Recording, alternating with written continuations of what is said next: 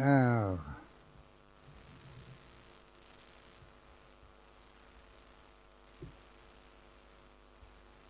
นะโม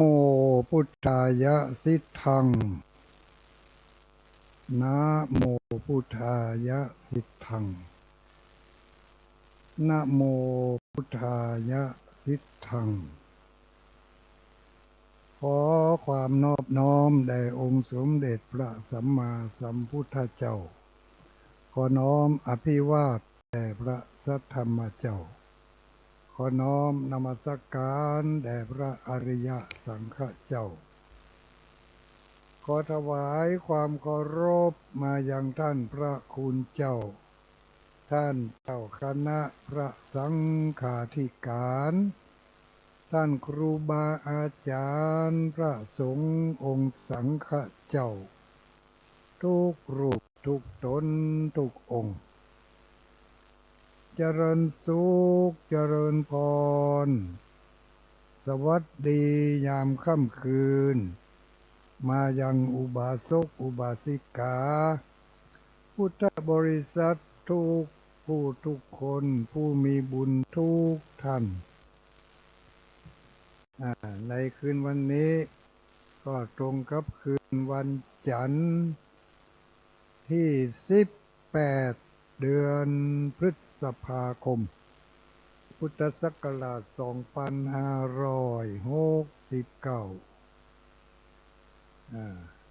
ตรงกับเดือนเมืองเขาก็เป็นเดือ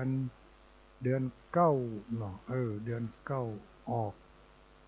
เดือนเก้าออก2 ค่ำแล้วกันวันนี้เนาะเดือนเก้าออก2 ค่ำพร่ำว่าเป็นวันจันทร์ทุกคืนวันจันทร์เรามีโอกาสได้พบได้ปะกันณสถานีวิทยุคลื่นสีขาวเพื่อชาวประชาได้ถ่ายทอดเสียงเข้าไปยังชุมชนและมวลชนทุกที่ทุกแห่งทุกบ้านทุกจองที่ได้มีบุญมีวาสนาต่อตึงถึงกันก็ได้ยินได้ฟังได้รับข้อเตือนจิตสะกิดใจ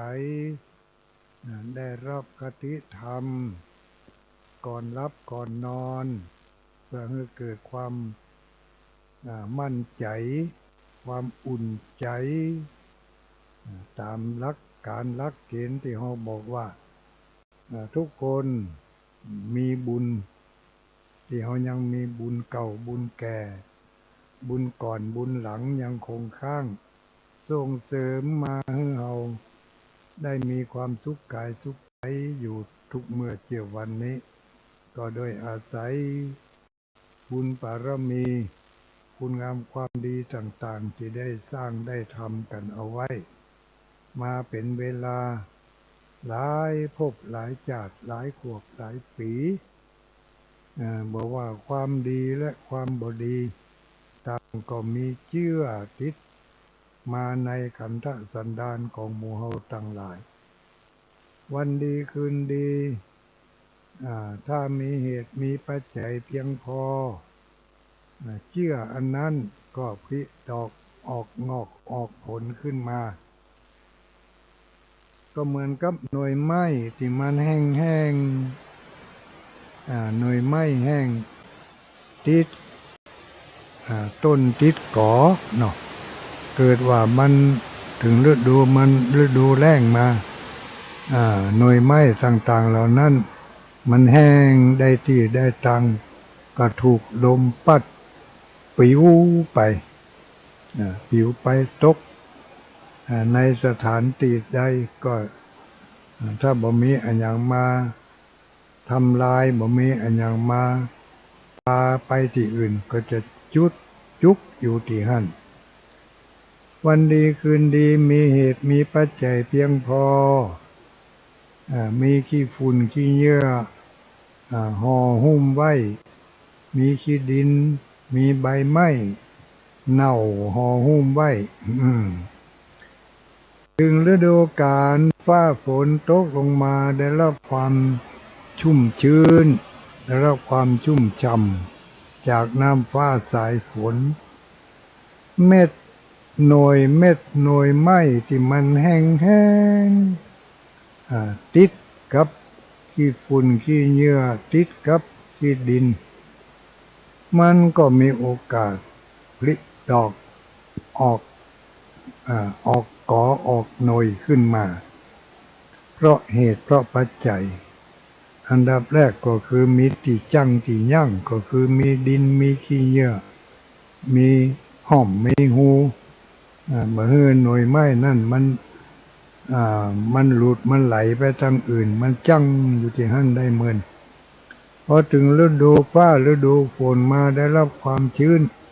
อันนี้ก็เป็นเหตุเป็นปัจจัยเป็นเหตุปัจจโยเนี่ยได้รับความชื้นชุ่มฉ่ำพร้อมที่จะทำให้เมล็ดพันธุ์ต่างๆที่อยู่ในกระเพาะในกระเพือกได้รับความชื้นจากดินฟ้าอากาศพร้อมที่จะออกงอกออกหน่อออกหน่วยออกต้น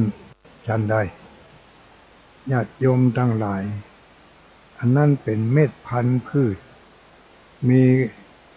ลักษณะหรือว่ามีวิถีชีวิตวงจรของเขาเป็นอย่างนั้นเขาจะหันได้ว่าพืชบางอย่างอย่างหน่วยไม้สลีจะนี่นะมันชอบไปออกเขาหันมันออกตามหมู่บนเจดีย์พ่องตัดใดที่มันแตกละแหงเป็นร่องเป็นรอยมันเขาก็จะหันก้าไม้สลีไปออกตัดนั่นเนาะหรือบางอันตำงูหลังกำแพงบนกำแพงก็ดีข้างกำแพงก็ดีเขาจะหันไม้สลีมันไปออกที่นั่นไปออกที่มันน่าจะออกเนาะน้ำก็บ่มียังก็บ่มีแห้งนี่ก็บนหลังกำแพงอย่างนี้มันแห้งตะกี้ขนาดเนาะแต่เมื่อเหตุเมื่อปัจจัยมันได้มาผสมประสานกันได้จังหวะครบวงจรของมันแล้วมันก็ออกสามารถที่จะออกงอกออกหน่อขึ้นมาได้ไปสังเกตพอต่อวัดแต่ละวัดใดที่มีพระธาตุเจดีย์จักจะเก่าแก่พ่องนี่นะหรือกำแพงบ้านก็เหมือนกันนะบางทีกำแพงบ้านกำแพงวัดกำแพงห้องโรงเรียนมันเนี่ยเขาจะหันไม้สลีมันจะไปออกที่นั่นเฮ้ยสังเกตพอก่อนอันนี้ก็ต้องมีเหตุมีปัจจัยเพียงพอถึงจะออกงอกออกหน่อขึ้นมาได้ข้อนี้เป็นข้อเปรียบเทียบระหว่างคนเฮาและสัตว์ทั้งหลายที่เกิดมาในโลกนี้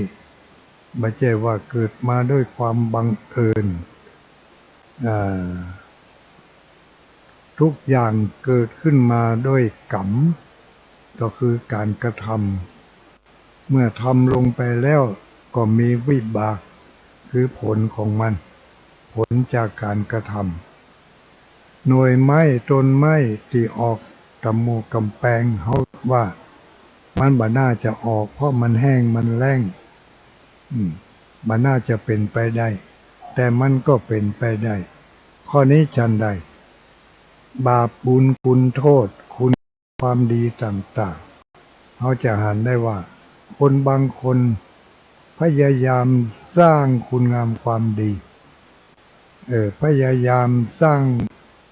สิ่งที่เป็นประโยชน์ทั้งแก่ตัวเองและแก่คนอื่นแต่ก็ยังบ่หันความดีปรากฏออกมาเมื่อได้หู้ได้หันบ่มีไผยกย่องสรรเสริญนี่นะเนาะ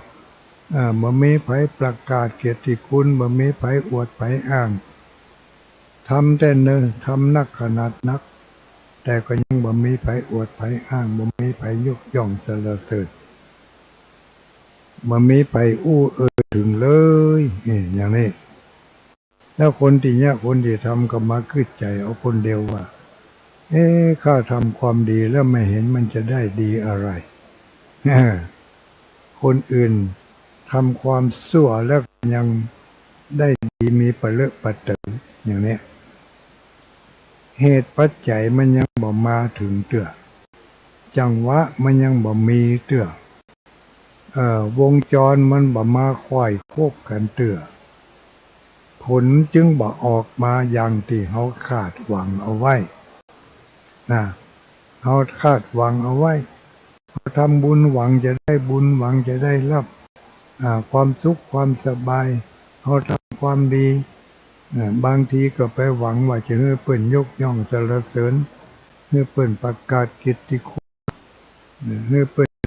ถึงเอาไปเล่าเอาไปสรรเสริญจริงๆมันก็ได้อยู่นั่นแหละเนี่ยบ่ถึงเวลาที่มันจะให้ผลเตื้อเหมือนกับหน่วยไม้ดังที่ว่าแล้วมันปิวไปโยนยัดอยู่ในห้อมนั่นกี่วันกี่เดือนบางปีถ้ามันแห้งมันแล้งนักเข้าจังหวะมันไปบ่ถึงจังหวะน้ำฟ้าสายฝนไปบ่ถึงเม็ดถึงหน่วยนั่นเพราะหน่วยเม็ดนั่นก็บ่อาจที่จะออกงอกออกหน่อได้ทันใดการทำคุณงามความดีของเราทุกอย่างบ่ว่าจะเป็นการทำความดีด้วยกายกรรมวจีกรรมมโนกรรมเมื่อบ่ถึงเวลาเตื้อความดีอันนั้นก็ยังบ่ให้ผลแต่เมื่อใดจังหวะและโอกาสเหตุปัจจัยมันมาปะมาพบกันได้สมบูรณ์ดีดักแล้วสมเหตุสมผลเหมาะเจาะกันมีเหตุมีปัจจัยเพียงพอที่จะทำให้คุณงามความดีของเราแสดงเม็ดแสดงผลแสดงมรรคแสดงผลออกมาได้เมื่อนั้นถึงแม้ว่าเขาจะไปอ้อนวอนขอร้องว่าจะไปเกิดกับเขาเถิดขอให้ยกเว้นสักวางสักเขาวันหน้าวันตาก็เกิดอีน่ะจะไปห้ามมันก็ถึงบ่ได้จะไปสนับสนุนมันเอาติ๊กเอาได้นักได้นักแหละนี่มันเขาหนึ่งเดียวสองเดียวไงแท้นี่ต้องได้สี่ได้ห้าพุ่นกะเขาก็เล่งบ่ได้เพราะอย่างเพราะเหตุเพราะปัจจัยมันบ่เพียงพอที่จะให้เขาได้นักอย่างที่ใจต้องการใจของเขานี่มันเป็นตัวที่รับรู้ความสุขรับรู้ความทุกข์รับรู้สิ่งที่เป็นคุณรับรู้สิ่งที่เป็นโทษอย่างนี้มันรับรู้ทุกอย่าง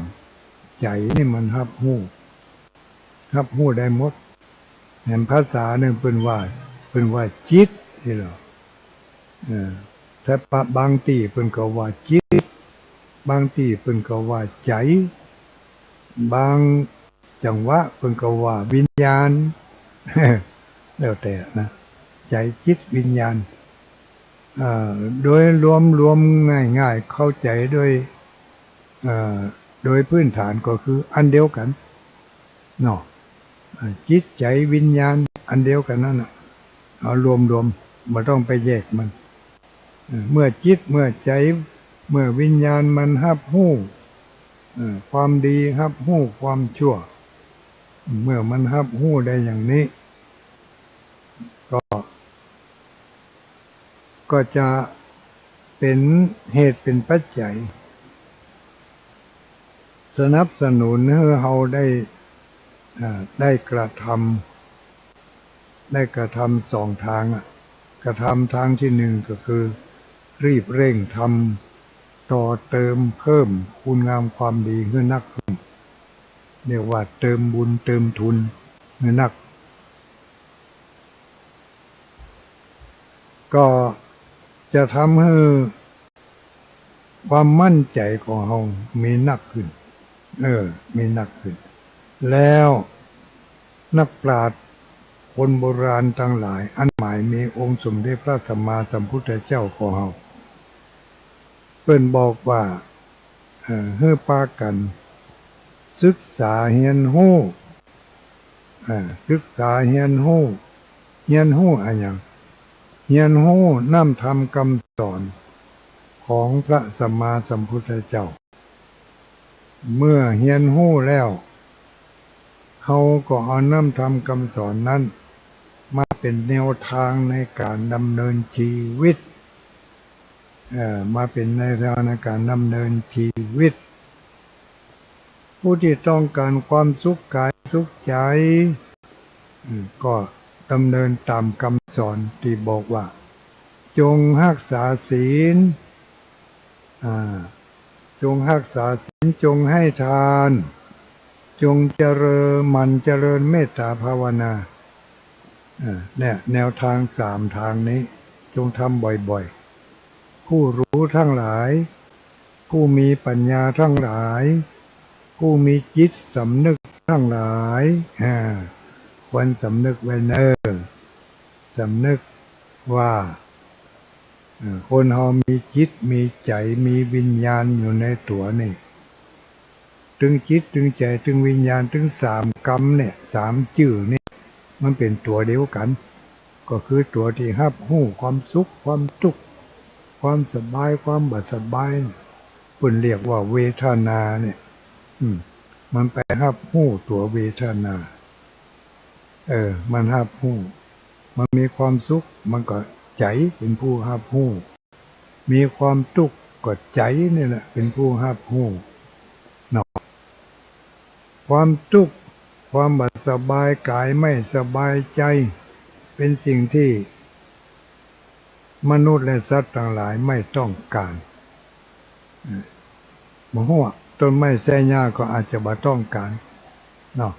ความบ่สบายกายความบ่สบายใจถึงฤดูแล้งมาเฮาสังเกตพอใบไม้มันเฉามันแห้งใบมันทำท่าจะร่วงแล้วบ่ร่วงเลยนั่นแสดงว่ามันทุกข์ทรมานของมันเหมือนกันพอได้น้ำฟ้าสายฝนมาชุ่มช่ำยิ้มแย้มเหมือนกับมันจะยิ้มอันเนี้ยคือสิ่งที่ผู้รับรู้สัตว์ที่มีสังขารที่มีวิญญาณครองก็คือสัตว์และมนุษย์แล้วก็สังขารที่ไม่มีวิญญาณครองก็คือพวกโตตังต้นไม้ต้นตอกนี่อาจจะบ่มีวิญญาณเพราะเฮาบ่หันมันนี่เนาะบ่ฮู้ก็ยกให้ว่ามันบ่มีวิญญาณก็แล้วกันสิ่งที่มีวิญญาณย่อมจะรับรู้ด้วยเวทนาของมันเฮารับรู้ด้วยสุขเวทนาทุกขเวทนาและเฉยๆไม่สุขไม่ทุกข์จะว่าสบายก็บ่ใจบ่สบายก็บ่ใจอันนี้เรียกว่าอุเบกขาเฉยๆก็เป็นเวทนาทางอย่างหนึ่งในเวทนาทั้งหมดทั้งมวลนั้นทั้งกายทั้งทางกายทางใจเนาะมันจะเกิดจากช่องทางทั้ง6ตาก็ดีหูก็ดีทางลิ้นทางจมูกทางผิวพรรณเนื้อหนังแม้กระทั่งความนึกความคิดความคิดต่างๆมีเวทนาอยู่ในตัวของมันเองเมื่อมีเหตุปัจจัยที่ทำให้เกิดผลเนาะทำให้เกิดเป็นมรรคเป็นผลขึ้นมาอย่างเช่นได้รับการกระทบกระเทือนทางด้านผิวหนังมีความเจ็บความปวดก็จัดเป็นว่ากายเวทนาเวทนาทางกายเป็นเวทนาทางกายถ้ามันบ่ม่วนก็เป็นทุกขเวทนาถ้ามันสบายก็เป็นสุขเวทนาอย่างนี้เรียกว่า จิตใจมันรับรู้ทุกสิ่งทุกอย่างที่เกิดขึ้นในตัวของเราในตาหูจมูกสิ่งเหล่านี้เป็นความสุขเกิดจากสาเหตุที่ได้รับมาจากผลของการทำคุณงามความดีเนาะคุณงามความดีต่างๆที่ได้ทำลงไปเรียกว่ากายสุจริตวาจาสุจริตใจสุจริตมีความมีสุจริตมีการกระทำด้วยความชอบธรรมตั้ง3 ช่อง 3 ทางนี้เป็นเหตุเป็นปัจจัยส่งเสริมสนับสนุนเมื่อเราได้รับความสุขกายสุขใจในอนาคตต่างหน้าก็อย่างที่เคยว่าคำว่าอนาคตนั่นก็ตั้งแต่ลมหายใจข้างต่อไปเนี่ยจะเป็นอนาคตไปจนถึงอย่างบุษกรรมก็เป็นอนาคตอันยาวไปแถมวันพุกก็เป็นอนาคตอันยาวไปสักหน่อยไปถึงปีหน้าก็อนาคตมันก็จะยาวไปสักหน่อยอย่างนี้อนาคตคือสิ่งที่จะเกิดขึ้นตั้งหน้าสิ่งที่จะมีไปในภายภาคข้างหน้าเรียกว่าอนาคตที่เราทำบัดเดี๋ยวนี้เราเนี่ยบัดเดี๋ยวนี้มันจะเป็นเหตุเป็นปัจจัยเราได้รับผลในอนาคตต่างหน้าเราปลูกข้าวปลูกกล้าปลูกพืชปลูกผักในวันนี้เราจะได้รับกินหน่วยกินผลจะได้รับยอดได้รับใบในอนาคตต่างหน้าเข้าป่าอาหารแกงส้มแกงหวานที่เขากินอยู่ถึงมื้อถึงวันนี้บ่ใช่ผลผลิตที่เขาทำในวันนี้ที่เขาปลูกในวันนี้มันเป็นผลผลิตที่เขาเคยทำเคยเคยปลูกไว้ตั้งแต่หลายมื้อหลายวัน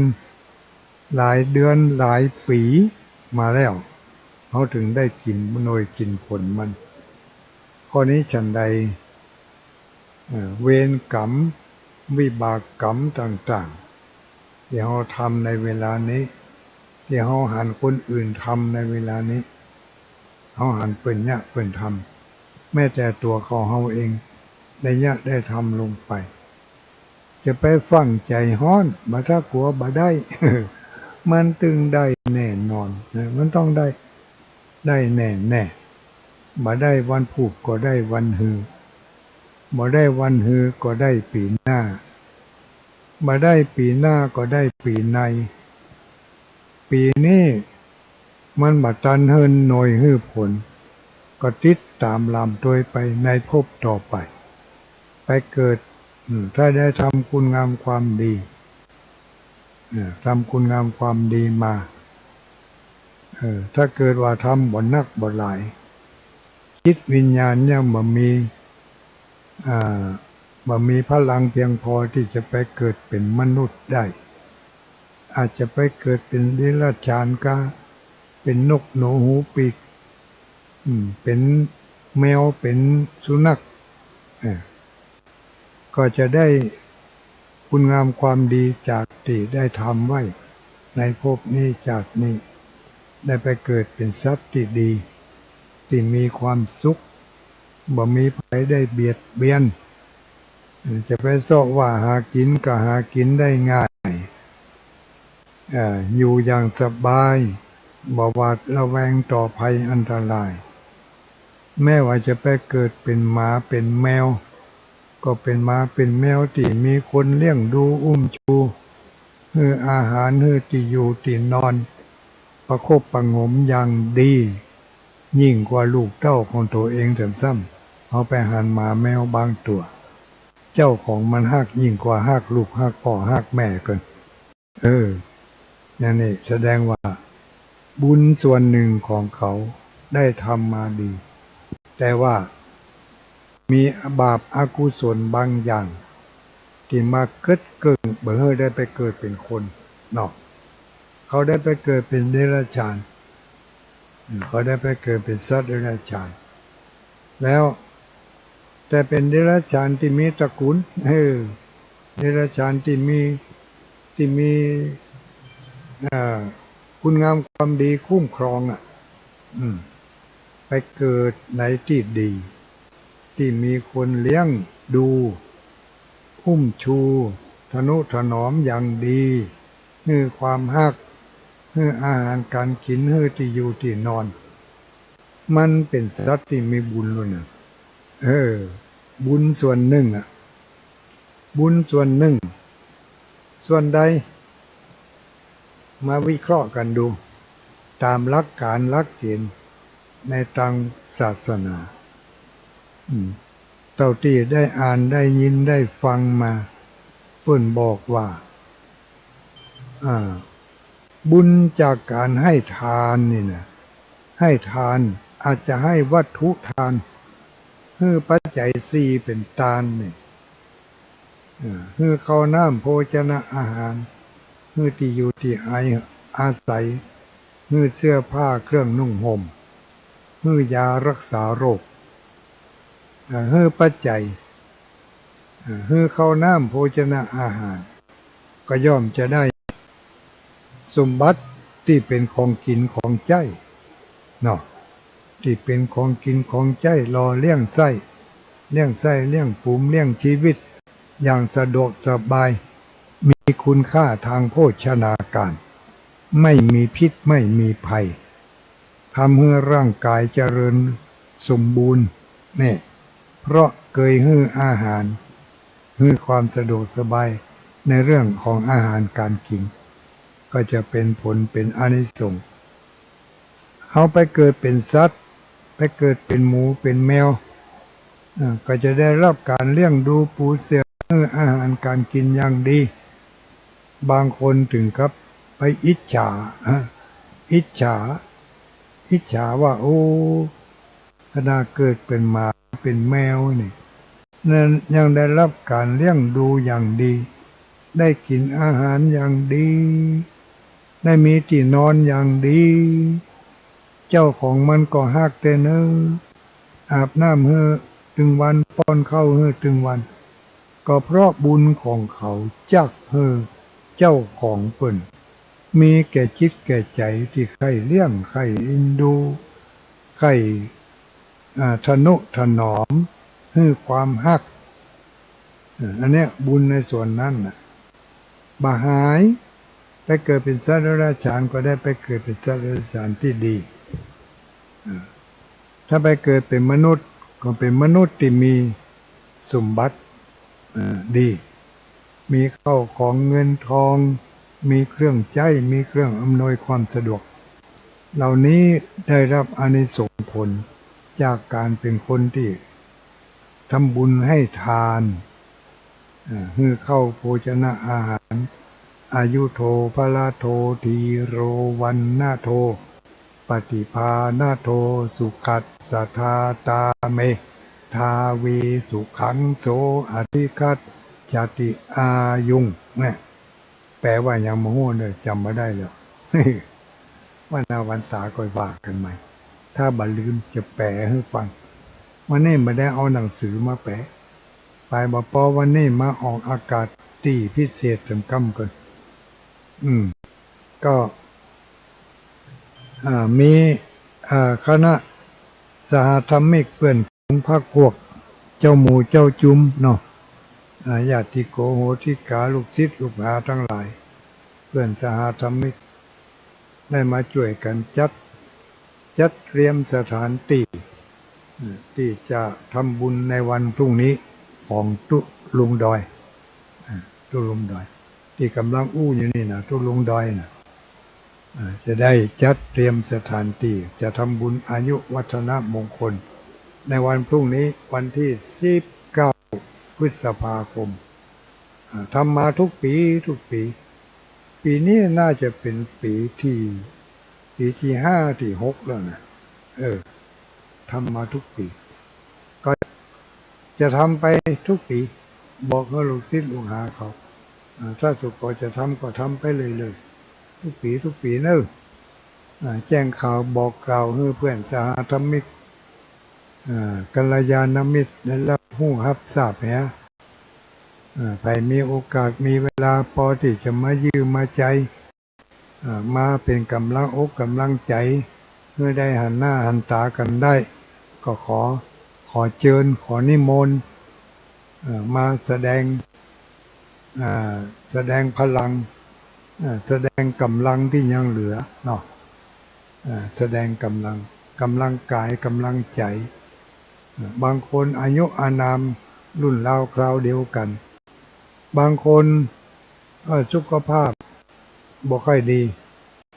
เป็นเมื่อยเป็นไข้อดแอดปวดแข้งปวดขาเป็นโรคเก้าเบาหวานเป็นโรคความดันหัวใจเป็นโรคฮิสโตรกฮิสแตกกันไปก็มีอายุอานามเท่าเดียวใกล้เคียงกันเท่าเดียวกันแต่สุขภาพร่างกายบ่ค่อยดีบางคนนักไปกว่านั้นนอนติดเตียงติดสลีที่นอนจะลุกจะไปที่ไหนก็ต้องอาศัยลูกหลานกัลยาณมิตรช่วยประคับประคองช่วยอุ้มช่วยขยับขยื่นอันนี้ก็นักเข้าไปแต่น้อยหนึ่งก็อย่างที่ว่าเนาะบุญกรรมที่ทำมามันก็แตกต่างกันไปบางคนอายุอานามรุ่นราวคราวเดียวกันถึงอาตมาภาพถึงตุลุงดอยนี่ปีนี้79บางคนยังขับรถขับรางไปไหนมาไหนได้กินข้าวลำนอนรับสบายหูตาก็แจ้งสว่างดีประสาทสัมผัสต่างๆก็ดีแข้งขาหัวเข่าตีนมือรับคำสั่งจากใจได้ดีอยู่สามารถที่จะประคับประคองยานพาหนะไปไกลๆก็ได้แต่ยังว่าเนื่อจะไปประมาทเขาเช่นเท่าชะแลแก่ชรามาแล้วอย่าไปคิดว่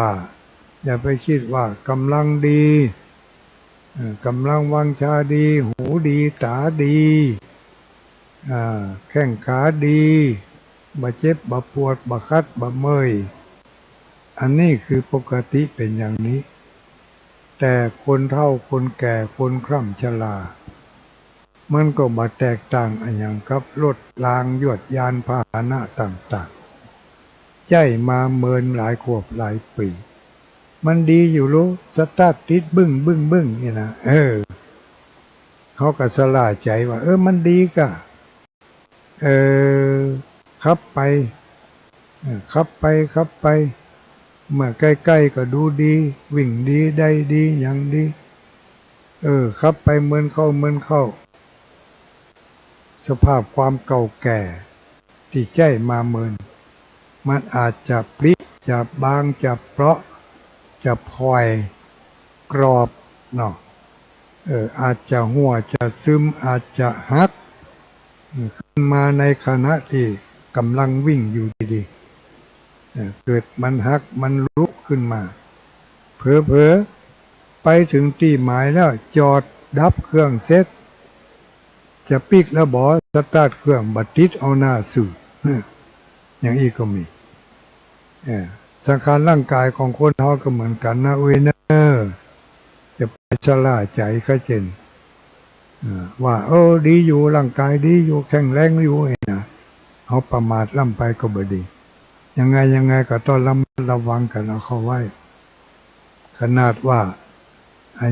ยังก็ดีหมดอ่ะถึงเวลาไปไหนมาไหนปิกมาถึงบ้านถึงจองจะถอดรองเท้าไว้แล้วก็จะก้าวขึ้นบนข่มบนคันไดเนี่ยรองเท้าที่ถอดน้ำมันบ่ออกสักกำ กระใจเขาก็มันก็ฝังยก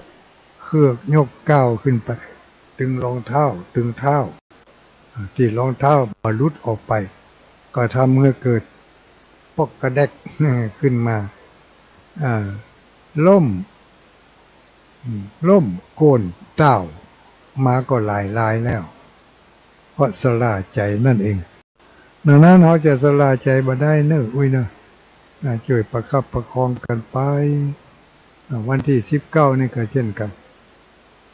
มีโอกาสมีเวลาก็ขอเชิญมาร่วมกันทำบุญเนอะต่ออายุอานามทำบุญสืบมูราจาตาทำบุญสงเคราะห์สะเดาะภัยก็ว่ากันไปตามจารีตเหตุหอยแบบเป้าโบราณเปิ่นยะกันมาฮอกก็ยะต่อไปบางสิ่งบางอย่างในพิธีกรรมเป็นปริศนาธรรมเฮายังตีความหมายบัดแตกตอบโจทย์ที่คนโบราณบรรพบุรุษของเฮาได้ตั้งโจทย์ไว้เมื่อเฮาได้ศึกษาเรียนรู้บางอย่างเฮาก็ยังบ่สามารถที่จะรู้ได้เพราะเพิ่นเป็นปริศนาธรรมปริศนาธรรมเพิ่นตั้งขึ้นมาเพิ่นฮื้อฮู้เมื่อเฮาได้ศึกษาแต่เฮาเป็นคนที่มีภูมิปัญญาน้อยภูมิปัญญาตื้นบัดตันภูมิปัญญาของคนโบราณแล้วเฮาก็ไปปฏิเสธภูมิปัญญาที่เพิ่นได้แต่งเป็นปริศนาธรรมไว้เมื่อเฮาได้ศึกษาเฮาบ่ศึกษานี่ฮู้แล้วหันแล้วก็เอาไปขว้างเหียตัดก้อมสิ้นเปลียงไปเลยไร้สาระไม่มีความหมายไม่มีประโยชน์กินบ่ได้ใจบ่ได้บ่มีประโยชน์อย่างสักอย่างงมงายพิธีงมงายทั้งนั้นคนเฒ่าเนี่ยมันยังก็งมงายทั้งที่ตัวเองนั่นแหละภูมิปัญญาไปบัดตันเปิ้นแล้วก็ไปว่าเฮ้เปิ้นงมงายตัวเองซ้ำดับเบิลงมงายไม่ยอมศึกษาบ่ยอมศึกษาบ่ยอมเรียนรู้บ่ยอมเข้าใจบ่ยอมรับมาพิจารณาว่าสิ่งที่เพิ่นทำไว้เป็นปริศนานั้นคืออะไรหมายถึงอะไรเขาบ่เข้าใจเพิ่นมีความหมายกันหมดพิธีกรรมต่างเพียงแต่ว่าเขาบ่ได้ศึกษาบ่ได้อย่างกับที่เคยอู้เนาะเคยอู้ข้างไว้ว่าอย่างที่จะมีงานเนี่ยเพิ่นขึ้นเต้าทั้ง4ลูกในวันพรุ่งนี้ผู้จารย์จะมาขึ้นเต้าทั้ง4แล้วนี่ก็ว่าขึ้นไปแล้วแมลงนี่หุ้มหูเนาะเต้าทั้ง4ถ้าจะมีงานมีการใหญ่โตเนี่ยต้องขึ้นเต้าทั้ง4การขึ้นเต้าทั้ง4นี่จุดมุ่งหมายเนาะคำสั่งคำสอนของเปิ้นเป็นไ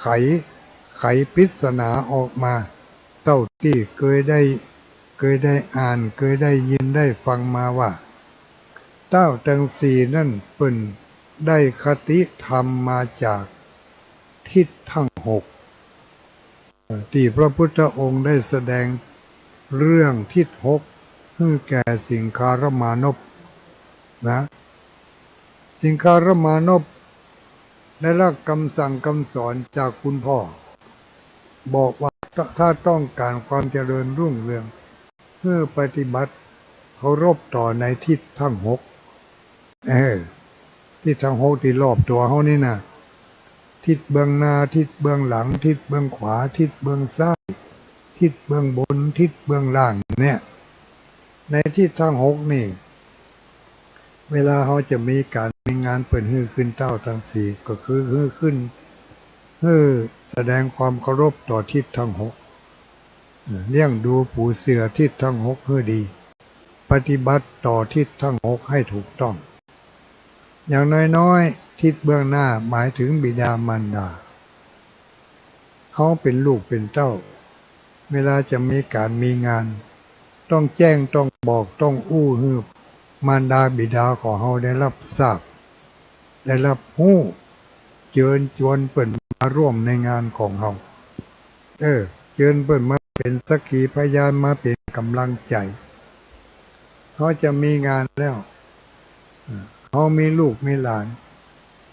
เขาก็ต้องแจ้งข่าวบอกกล่าวให้ลูกให้หลานได้รับทราบหลานเขาจะได้มีความชื่นชมอนุโมทนาตัวทิศเบื้องหน้าหมายถึงมารดาบิดาการเคารพต่อทิศเบื้องหน้าก็คือการแสดงความเคารพต่อมารดาบิดาขึ้นเต้าทั้งสี่ทิศตะวันออกหมายถึงเท้าทัตรถอันนี้ตามคติความเชื่อของคนโบราณหมายถึงเต้าทั้งสี่นะแต่ว่าในด้านคติธรรมทิศเบื้องหน้าหมายถึงบิดามารดาเวลาเขาเป็นคนกลางเขาจะทำงานเนี่ยเขาจะมีงานอย่างวันพุธนี่จะมีงานสืบของราชตามีงานใหญ่งานหลวงทำบุญอายุนี่ต้องบอกละต้องแจ้งให้ทิศเบื้องหน้าได้รับรู้ทิศเบื้องหน้าหมายถึงบิดามารดามารดาบิดามารดาบิดาเป็นครูคนแรกของเขาถ้าเขาบอกให้เปิ้นบอกกล่าวให้เปิ้นบอกแสดงความเคารพเปิ้นแสดงว่างานของเขานี่จะกร่อยงานของเขานี่คนทั้งหลายจะตำหนิติเตียนละผู้รู้ทั้งหลายนักปราชญ์ทั้งหลายจะต้องติเตียนมีงานตึงเตื้อยังบอกเอาพ่อเอาแม่ยังบอกคือพ่อคือแม่ได้ครับผู้เป็นคนบักตัญญูนี่คนอกตัญญูยิงพยองจ่องหองคิดว่าใหญ่คิดว่าโตคิดว่าปึ่งตัวเองได้แล้วพ่อแม่บ่มีความหมายอย่างเนี้ยผู้รู้ทั้งหลายย่อมจะทำนิติเตียนผู้ที่บ่มีความเคารพต่อบิดามารดาเพราะฉะนั้นทิศเบื้องหน้าหมายถึงบิดามารดาทิศเบื้องขวาแล้วทิศเบื้องขวาหมายถึงอะไรครูบาอาจารย์ที่เบื้องขวาหมายถึงครูบาอาจารย์ผู้สั่งผู้สอนผู้ให้วิทยาความรู้เขาจะมีงานให้เขาก็เชิญก็บอกครูบาอาจารย์แจ้งให้เพิ่นได้ฮู้เชิญให้เพิ่นมาร่วมงานมีโอกาสเพิ่นได้มาก็ดีเพิ่นบ่มีโอกาสได้มาก็เป็นอย่างนั้นขอบคุณหลายๆเจริญขอให้งานผ่านพ้นไปโดยดีอาจารย์มันมีเวลาได้ไปร่วมด้วยเนอะเขาก็เป็นคนกตัญญูกตเวทีแสดงความเคารพต่อครูบาอาจารย์นึกถึงครูบาอาจารย์ว่าครูบาอาจารย์เคยสั่งสอนเขาอย่างใดพ้องเกี่ยวกับพิธีกรรมเกี่ยวกับการปฏิบัติตนปฏิบัติตัวที่จะเป็นคนดีจะเป็นคนดีของครอบครัวของสังคมครูบาอาจารย์เคยสั่งสอนจะทำบุญจะมีงานใหญ่งานโตจะต้องแย่อย่างพ้องครูบาอาจารย์เพิ่งเคยสั่งเคยสอนเฮาก็ปฏิบัติตามครูบาอาจารย์เคยสั่งเคยสอนชื่อว่าเฮาเคารพต่อทิศเบื้องขวาทิศเบื้องหลังเหรอทิศเบื้องหลังหมายถึงบุตรภรรยาหรือว่าสามีภรรยาเพราะว่าสามีภรรยานี่จะต้องมาทีหลังมาทีหลังพ่อแม่มาทีหลังครูบาอาจารย์นี่ดังนั้น เวลาจะมีการมีงานก็ต้องแจ้งต้องบอกผู้เป็นบุตรเป็นภรรยาเป็นสามีคือเขาได้รับได้ฮู้เอาไว้แล้วก็จะได้มีคนมาช่วยการช่วยงานการต่างๆก็จะสำเร็จรุ่ล่วงไปเพราะเขาขึ้นเต้าตั้งสี่ นี่คติธรรมนะเพิ่นให้ความหมายเอาไว้ทิศเบื้องขวาแล้วทิศเบื้องซ้ายแล้วทิศเบื้องซ้ายเพิ่นหมายถึงพรรคพวกเพื่อนฝูงมิตรสหายอย่างนี้เวลาเขาจะมีการมีงานนี่ขาดมิตรขาดสหายมาได้นะต้องแจ้งให้มิตรสหายพรรคพวกเพื่อนฝูงให้ได้รับรู้คนที่เป็นเพื่อนเป็นฝูงเขาอย่างแท้จริงเป็นมิตรมีอุปการะเป็นมิตรแท้ไม่ใช่มิตรเทียมเวลาเราจะมีการมีงานเขาจะมาช่วยเขาลูก ช่วยการช่วยงานช่วยยกโต๊ะยกตังช่วยจัดสถานที่ช่วยอำนวยความสะดวกช่วยยืมเข้ายืมของฝ่ายบ่พอช่วยให้ยืมสตางค์เต็มกำนี่มีหยังก็เป็นเพื่อนเดียวกันมิตรเดียวกันจะต้องเอาไปช่วยงานกันถ้ามีลูกน้องป้องปายมีเครื่องอำนวยความสะดวกเครื่องทุนแรงยกมาช่วยงานเมื่องานนั่นสำเร็จอันนี้หมายถึงมิตรแท้นะถ้ามิตรเทียมในมิตรเทียมมิตรหันแกกินเนี่ยมันก็มาจากกกินอย่างเดียวนะแต่ถ้ามิตรแท้เนี่ยมาช่วยการช่วยงานถ้าเขามีการมีงานเขาบอกเพื่อนถึงบอกว่าขึ้นเต้าทั้งสี่ยังไงเต้าทั้งสี่ตั้งเบื้องบนตั้งเบื้องบนหมายถึงอะไรทิศเบื้องบนที่เบื้องบนนี่เพื่อนหมายถึงสมณะชีพราหมณ์ตลอดจนถึงนักบวชตลอดจนถึงครูบาอาจารย์ที่เขาเคารพนับถือเมื่อจะมีการมีงานต้องบอกต้องกล่าวต้องอู้ให้เพื่อนฟังขอคำปรึกษาหารือจะเนี่ยอย่างใดดีจะเนี่ยอันยังพ่องจะเพิ่มเติมอันยังจะตัดทอนส่วนใดลงจะเพิ่มเติมส่วนใดเข้ามาก็จะได้หู้จากครูบาอาจารย์จากสมณะชีพราหมณ์ที่เขาได้เคารพนับถือยกไว้ที่สูงนะมีอีกทิศหนึ่งทิศเบื้องล่างทิศเบื้องล่างทิศเบื้องต่ำรอบตัวเขานี่มีบุคคลอยู่6ประเภทนะประเภทที่หนึ่งหมายถึงบิดามารดาประเภทที่สองหมายถึงครูบาอาจารย์ประเภทที่สามหมายถึงบุตรภรรยาสามีประเภทที่สี่หมายถึงสหายพรรคพวกเพื่อนฝูงที่เป็นกัลยาณมิตรประเภทที่ห้าหมายถึงสมณะชีพราหมณ์ที่เขาเคารพนับถือตลอดถึงครูบาอาจารย์ที่นอกเหนือจากทิศเบื้องขวาไปแล้วก็ที่เขายกไว้ทิศเบื้องล่างทิศเบื้องล่างทิศเบื้องล่างนี่ก็สำคัญต้องบอกทิศเบื้องล่างหมายถึง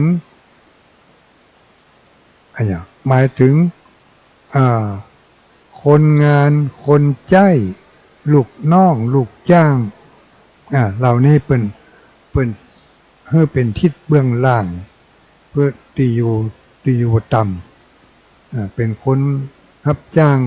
คอยรับใช้คอยอุปถัมภ์บำรุงสนับสนุนเมื่อเขาได้ดิบได้ดีอยู่ในประเภทนี้เหมือนกันเมื่อเขาได้สะดวกสบายซื้อง่ายขายคล่องงานการต่างๆบอกว่างานให้งานสวนงานเกษตรกรรมพาณิชยกรรมอุตสาหกรรมก็ต้องอาศัยบุคคลประเภทนี้ที่เป็นลูกจ้างลูกน้องทั้งหลายเขาจะมีงานก็ต้องบอกให้เขาถ้าบอกให้เขาไม่ไปมาช่วยงานมันมีคนมาช่วยมาให้ยอมรับใจที่อำนวยความสะดวกให้งานของเขาสำเร็จรุ่ล่วงไปได้ดังนั้นคนโบราณเพิ่นมีภูมิปัญญาตั้งเหตุของการขึ้นเต้าตั้งสี่เอาไว้เวลาจะมีการมีงาน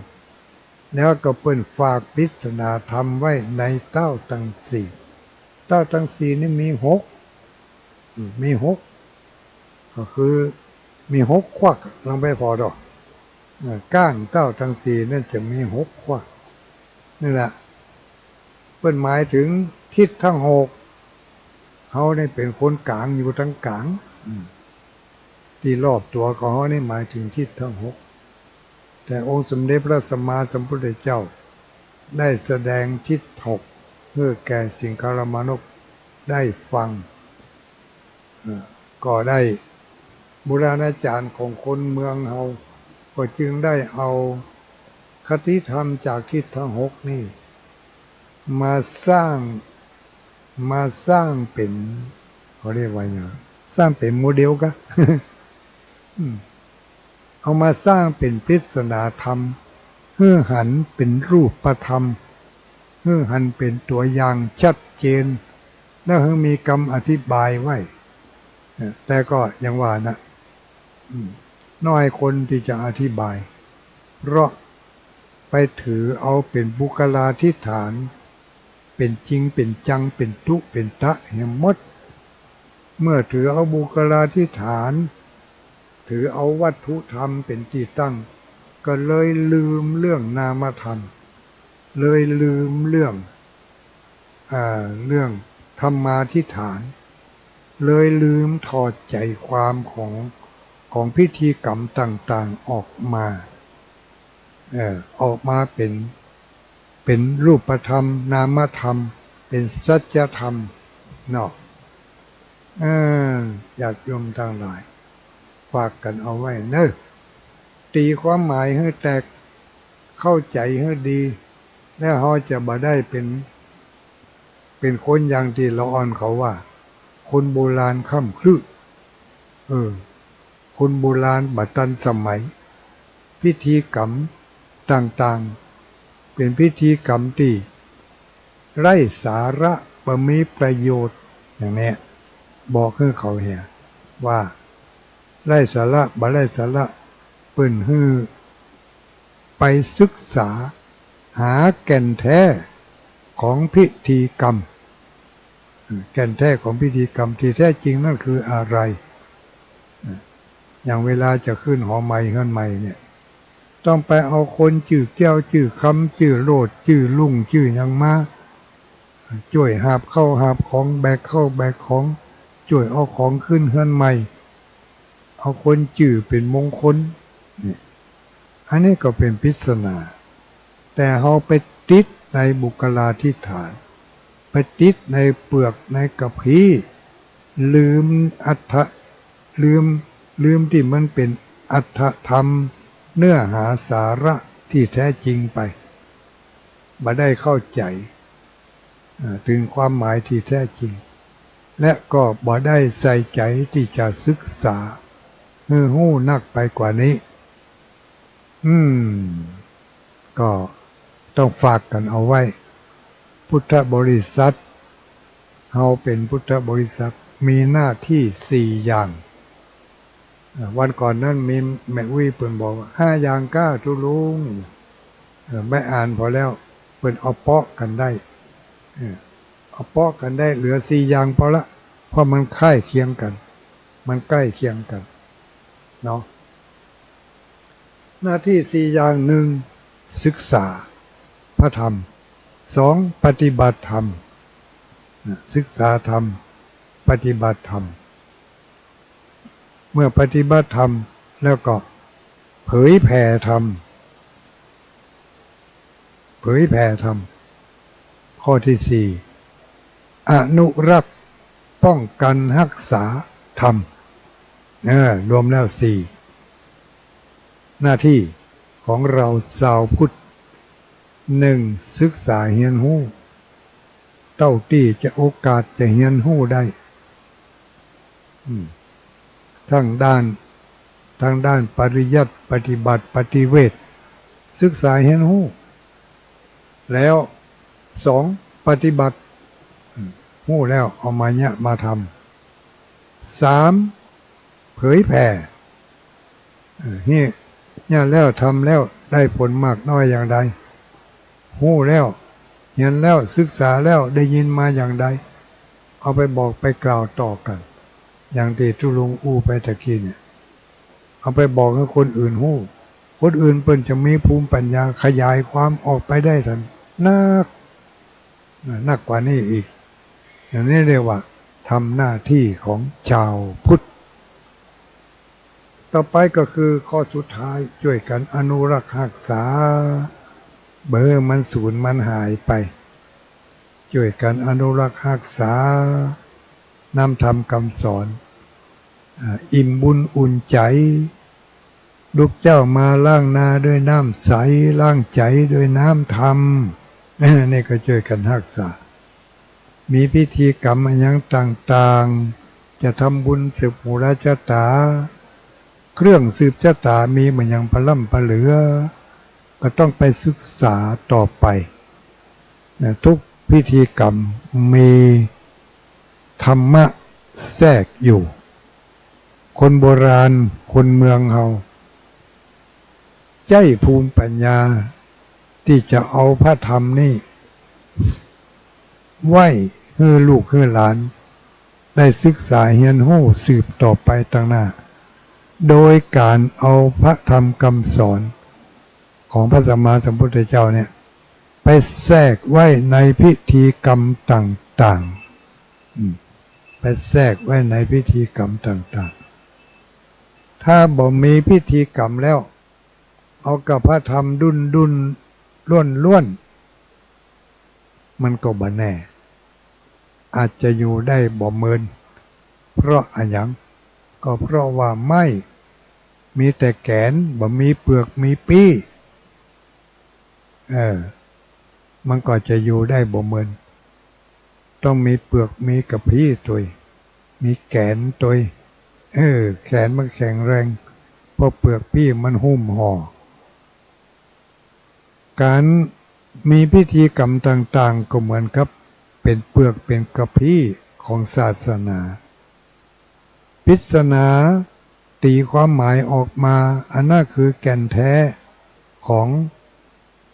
เปลือกของกระพี้ของต้นไม้นั่นอย่างที่ยกตัวอย่างตะกี้เนาะการขึ้นเต้าทั้งสี่เป็นเปลือกเป็นกระพี้อัฏฐะเนื้อหาสาระของเต้าทั้งสี่ก็คือทิศทั้งหกอันนั้นเป็นแก่นเป็นแกนเนาะเป็นแกนเป็นแก่นของธรรมะเพื่อก็ได้ฝากเอาไว้ในพิธีกรรมต่างๆหมู่ทั้งหลายก็จันลงรักษาไว้รักษาพิธีกรรมเอาไว้ในพิธีกรรมนั้นมีธรรมะรักษาธรรมะเอาไว้มีพิธีกรรมก็มีธรรมะเมื่อใดขาดพิธีกรรมเมื่อนั้นธรรมะก็จะอ่อนกำลังลงเพราะว่าจะบ่มีแห้งเพียงบ่มีกำลังเพียงพอที่จะต้านทานต่ออันตรายทั้งหลายที่จะพึงเกิดขึ้นญาติโยมสาธุชนคนดีทั้งหลายคนมีบุญทุกคนทุกท่านมาค่ำมาคืนวันนี้ได้มาจัดรายการที่ห้องส่งพิเศษ ที่จริงเขามีการถ่ายคลิปถ่ายวิดีโอด้วยเนี่ยตุลุงดอยก็เลยขออนุญาตบอกว่าไม่ต้องถ่ายแล้วเนอะเพราะว่าการแต่งเนื้อแต่งตัวบเรียบร้อยตึงฝั่งตึงหีบเจผู้ควบคุมเครื่องผู้ควบคุมเครื่องทรงเร่งรัดบอกว่าให้รีบมาอันเดี๋ยวสถานีเป็นจะตัดเข้าไปสู่รายการอื่นก็เป็นจริงบางทีถ้าหากว่ามีกับเปิดเพลงหนองแน่งอยู่ฮะน่ะมาได้กับมาจัดสักเกิดน่ะบางสถานีอาจจะเข้าใจว่าบ่มีไผจัดรายการแล้วก็ตัดรายการไปเหก็เสียโอกาสค่ำคืนนี้ขออนุโมทนาเนอเจ้าของสถานีทุกคลื่นทุกความถี่ทุกที่ทุกแห่งที่ได้รับสัญญาณจากคลื่นสีขาวเพื่อชาวประชาจากวันคืนนี้ถ่ายทอดโดยเจ้าหน้าที่ฝ่ายเทคนิคของสถานีวิทยุคลื่น 104.50 กะ 104.5 กะทุกเจ้าแม่นก็วัดฝ่ายหินน่ะ 104.5 เนาะแม่นนะ 104.5 คืนวันนี้รับสัญญาณจาก 104.5 ถ่ายทอดไปวัดปากทางเจริญแล้วก็ถ่ายทอดไปยังสถานีอ่าสถานีลำปางรับอยู่ก่อจ้าลำปางก็น่าจะรับอยู่เนาะเพราะว่าคืนวันจันทร์นี่ก็เป็นรายการของทางตุลุงดอยเจ้าอาวาสวัดพระธาตุจอมพออำเภอเวียงป่าเป้าจังหวัดเชียงรายได้นำเสนอเนื้อหาสาระที่เป็นประโยชน์แม่นทางลำปางก็รับสัญญาณอยู่ขออนุโมทนาเนอสถานี106เนาะ106.50 เมกะเฮิรตซ์วัดบรรพตสถิตที่จังหวัดลำปางรับสัญญาณจากพระธาตุม่อนจอมพอโดยผ่านสื่อของสถานีวัดฝายหินมาทำการถ่ายทอดเตรียมงานเตรียมการจะถ่ายทอดงานวันพรุ่งนี้เพื่อจะให้ศรัทธาญาติโยมทั้งหลายที่เป็นกัลยาณมิตรกัลยาณธรรมสหมิตรสหธรรมได้มีโอกาสได้ยินได้ฟังได้หู้ได้หันถึงพิธีการทำบุญสืบชะตาต่ออายุในวันพรุ่งนี้ที่วัดพระธาตุม่อนจอมพออำเภอเวียงป่าเป้าจังหวัดเชียงราย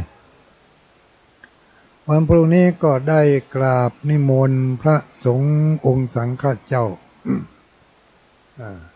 นิมนต์กำปากนะมาได้นิมนต์เป็นเอกสารลายลักษณ์อักษรโดยเฉพาะอย่างยิ่งเพื่อนสหธรรมิก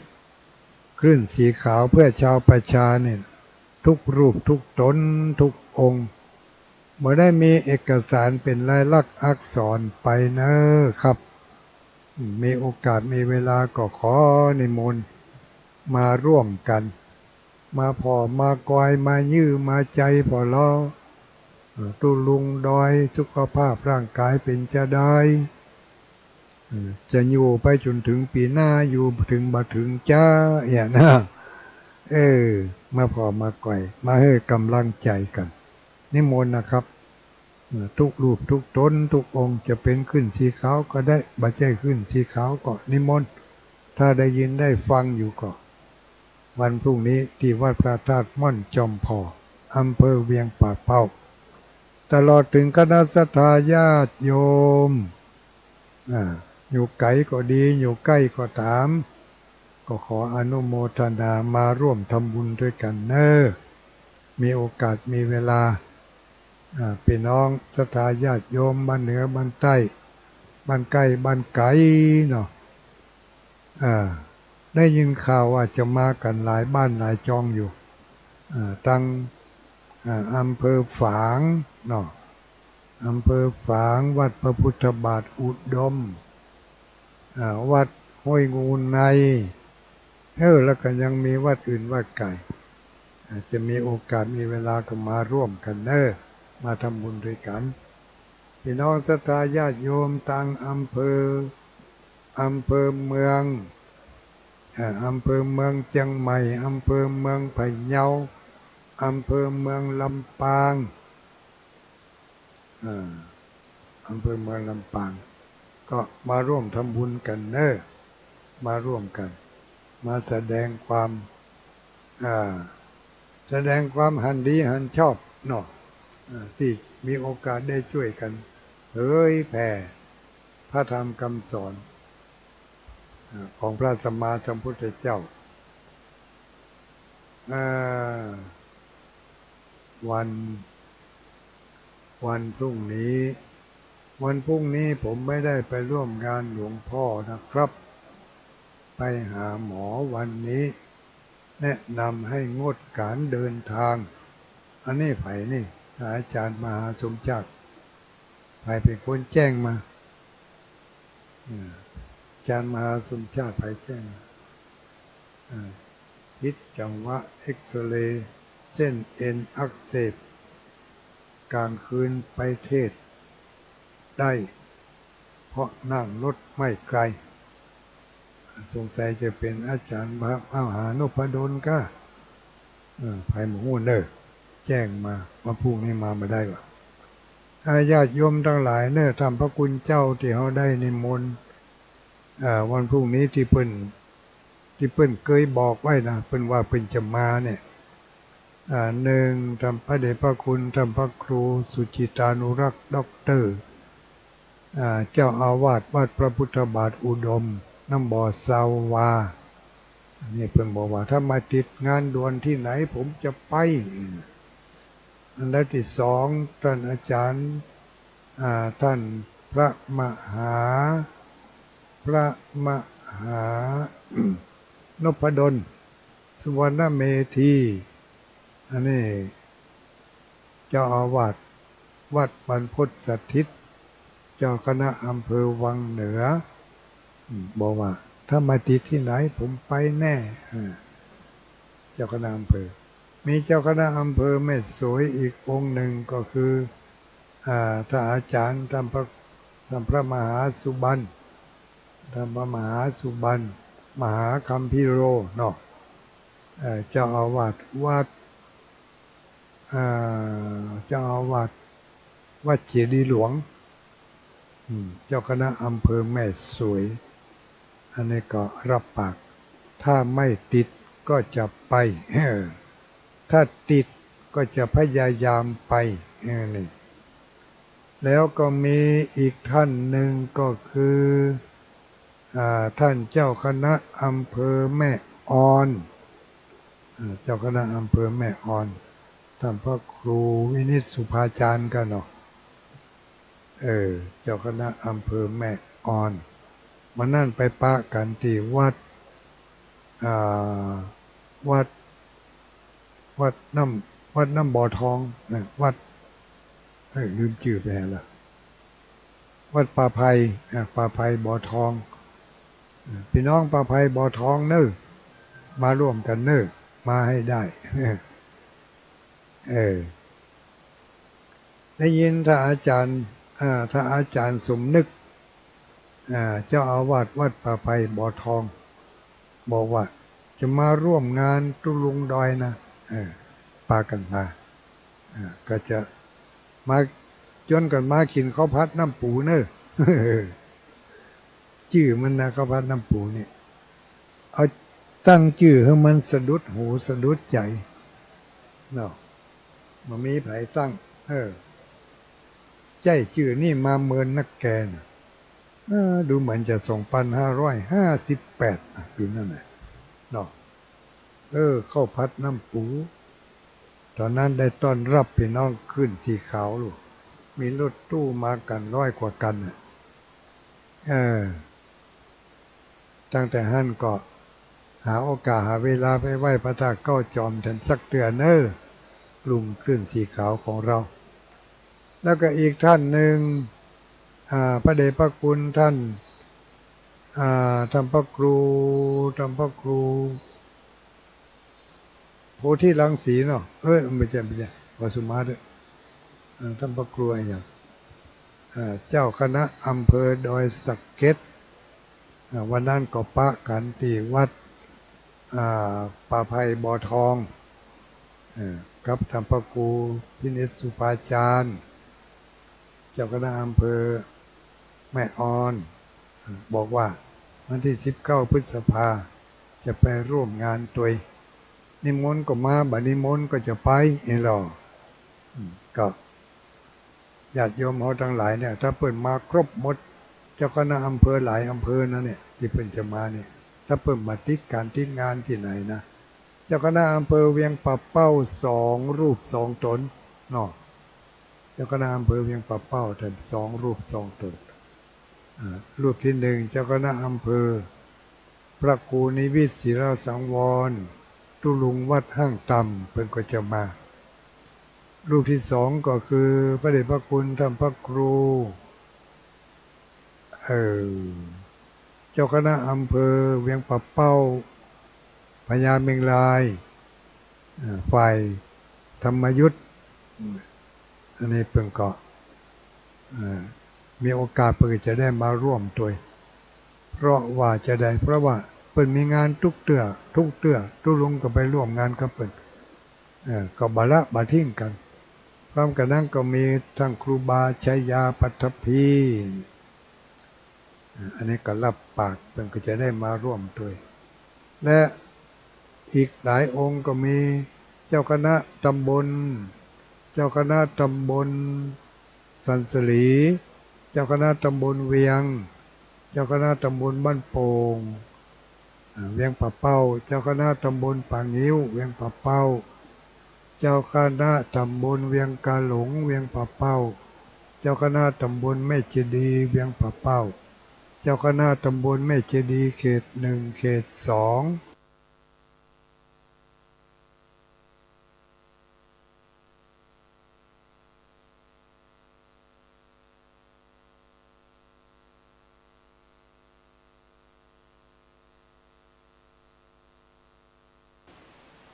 เ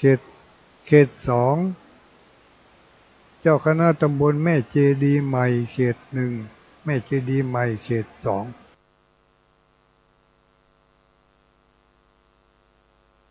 การนำมิตรสหธรรมิตรสหธรรมเพื่อนร่วมด้วยกันร่วมสุขร่วมทุกข์ร่วมกิจกรรมโครงการต่างๆด้วยกันก็มายืมมาพอมากอยเนอวันพรุ่งนี้ขอนิมนต์มาร่วมรับประทานฉันเพลที่วัดพระธาตุม่อนจอมพอ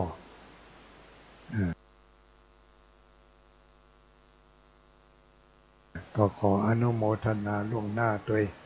ท่านพระคุณเจ้าทุกรูปทุกตนทุกองค์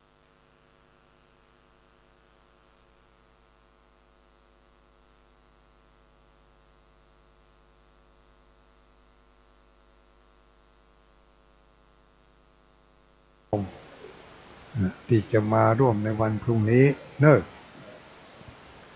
พร้อมกันนั้นคณะสัตยาญาติโยมมันเหนือมันใต้มันใกล้มันไกลก็ขอเชิญมาร่วมกันนะมาร่วมกันทำบุญไม่จำเป็นจะต้องมีของขวัญของรางวัลอะไรอย่างนั้นไม่ต้องนะขอให้มีน้ำจิตน้ำใจได้มาแอวหากันก็พอส่วนใครจะเอาอย่างมานั่นก็ตามสะดวกตามสบายสำหรับถวายพระสงฆ์วันพรุ่งนี้กำลังจัดเตรียมไว้ให้20 ชุดพอบอกหัวเนอตึกไหนตึกหั่นเนาะกำลังจะมัดลิ้นจี่แม่อุ้ยจงดีน้ำบ่อสาวากำลังจะมัดลิ้นจี่จะเอามาเปาะมาหอมกันว่างานนี้ขาดท่านมหาสมชาติเป็นอะไรบักขาดมหาสมชาติออกไปตะกี้นี่ออกอากาศเนาะครูดาวเจ้าภาพลิ้นจี่มะม่วงน้ำดอกไม้ก็น้ำดอกไม้เนาะจกอนันต์แก่จัดสดจากไร่นำใส่สังฆทานวันพรุ่งนี้เกี่ยมมาเนอะได้ยินข่าวจะเอาลิ้นจี่มาใส่ถ้วยเนี่ยห่อมันดีๆหน่อยใส่ถุงเห็นเนอะเดี๋ยวลิ้นจี่มันไหนใส่กระดาษมูนี่เห็นหมดนะนั่นบักกะลังบัดแตกก็เนาะมีลิ้นจี่จากหลวงพ่อไปถวายเพลตัวมีลิ้นจี่จากหลวงพ่อไปถวายเพลในวันพรุ่งนี้เตรียมตัวกินลิ้นจี่เนอะลิ้นจี่จากเมืองฝางจากวัดพระพุทธบาทอุดมเพื่อจะเอาลิ้นจี่มาเลี้ยงพร้อมกันนั้นก็เอามาใส่สังฆทานตัวแม่วิจงดีเชื่อกันทาแจ้งมาเจ้าสันทรายกราบไหว้สาหลวงปู่ รับฟังอยู่ชัดเจนดีเนออนุโมทนาไม่ได้มาร่วมเนาะวันพรุ่งนี้น้องพรน้องพรรัตนังไม่ได้มา จะไปงานพักพวกเพื่อนฝูงงานสำคัญเราก็ไม่ว่ากันเนาะมีโอกาสได้มาก็มาไม่หลวงสายฝนจันกุณะสาธุสาธุฝากปัจจัยไปได้รับแล้วกาเจ้าฝากไปมาฝากแม่หลวงสายฝนนี่ได้ฝากแม่ก้าข้าวจี แม่ก้าข้าวจีวันนั้นกลุ่มคลื่นสีขาวเวียงป่าเป้าพระธาตุจอมพอได้เอาข้าวจีลงทานข้าวจีไปร่วมงานที่วัดพุทธศรีคีรีบอกว่าถ้าอาจารย์วันชัยได้ชันมาได้ชันบอกว่าเด้อข้าวจีขึ้นชื่อรือชาอร่อยวันพรุ่งนี้ก็เอาข้าวจีมาหอมกันเนอะได้มาไม่ได้มาบอกว่าเนอะใกล้ๆนี่นะได้ครับแล้วเนอะแม่หลวงสายฝนทัดมามีน้องใบอนุโมทนาบุญตัวเจ้าตุลุงไหว้สาเจ้าตุลุงขอเลขบัญชีหน่อยเลขบัญชีเดี๋ยวจะแจ้งไปให้ตังไลน์เนอะเลขบัญชีนี่นะแจ้งมาเดี๋ยวนี้ก็ได้นะฟังอยู่ก่อนนี่ถ้าฟังขอตอบการ์ตูนมา1 ตัวน้องใบฟังหรือเปล่าถ้าฟังตอบการ์ตูนมา1 ตัวแล้วจะแจ้งเลขบัญชีไปให้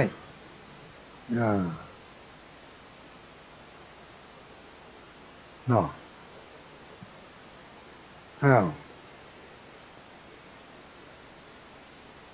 ธนาคารไทยพาณิชย์ค่อยว่ากันต่อไปชมรมผู้ปฏิบัติธรรมวันเสาร์อ่านเส้นหน่อยอันนี้ไผ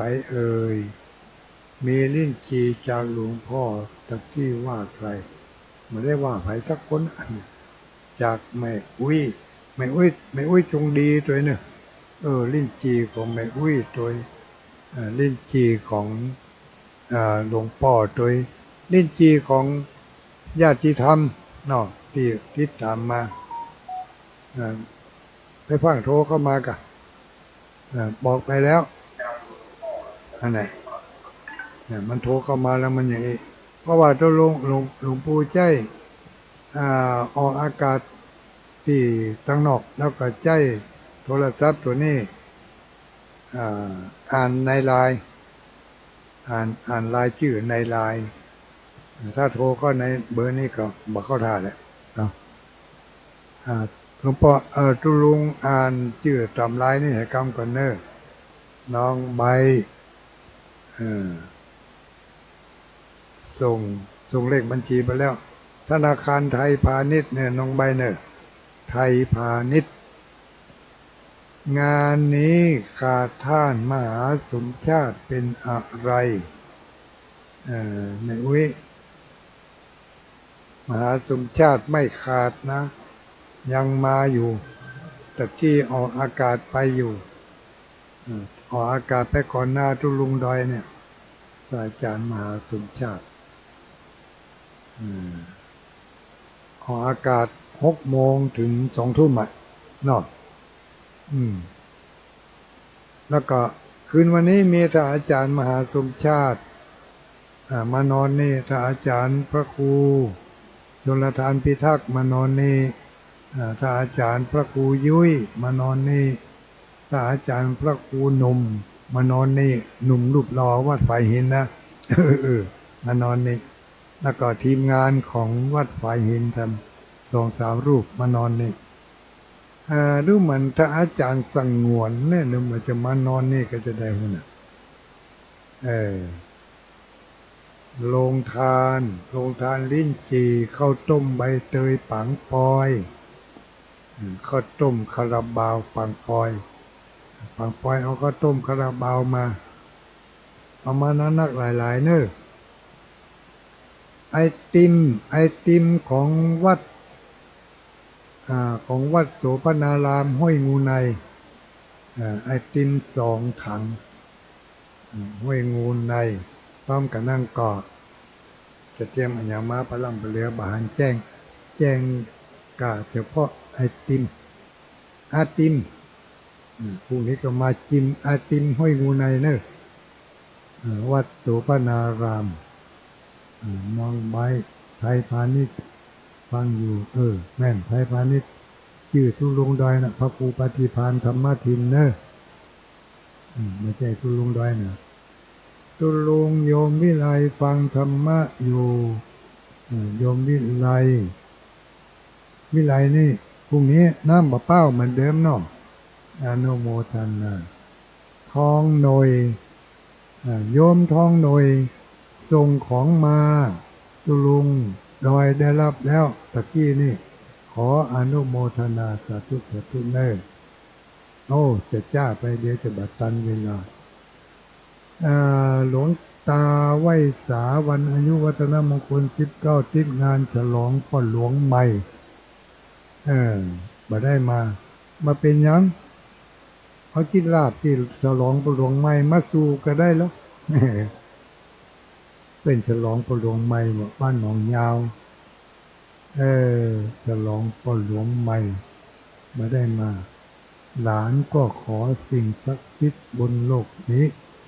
จงปกป้องรักษาหลวงตาให้อยู่ดีอย่ามีมารมารบกวนมิมันมารบกวนหลวงตาเพราะมันมารบกวนแล้วมันมาได้มันก็เลยบ่มารบกวนธรรมะขอบคุณขอบใจต่อไปเกือบจะลืมมันแม่อุ้ยเพชรลาพรหมใจแม่อุ้ยเพชรลาพรหมใจอันนี้เป็นหอมมีหลายคนน่ะแม่อุ้ยเพชรลาพรหมใจแม่อุ้ยจันตาเชื้อเมืองพานแม่อุ้ยจันตาเชื้อเมืองพานแล้วก็ไปกันนี่เป็นเนอนี่เป็นเนอนี่จะอ่านบะเสียงนี่ไปพอนมัสการแม่อุ้ยแม่อุ้ยสุภัตราแม่อุ้ยสุภัตรามาลัยวงศ์แม่อุ้ยเพชรลาพรหมใจแล้วก็แม่อุ้ยที่ตะกี้แต่มาเนาะดูตะกี้นี่ไปแม่อุ้ยจันตาเชื่อเมืองพานอันนี้ฝากปัจจัยโอนเข้าธนาคารมาแล้วได้รับแล้วเนอะขออนุโมทนาขอบคุณขอบใจแล้วก็มีไผ่เขินที่ทิศตามมาโยมลาบ้านเมืองพานเนาะโยมลาบ้านเมืองพานนาบ้านเมืองพานบ้านอะไรนะ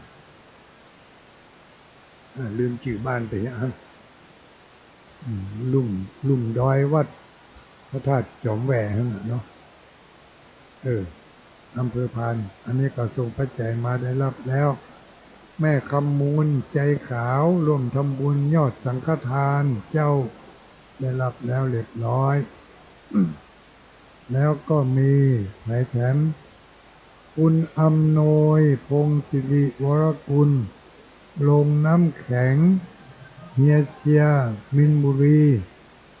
คุณกิติมาเทพโพธาร้านน้ำแข็งอมรทรัพย์จังหวั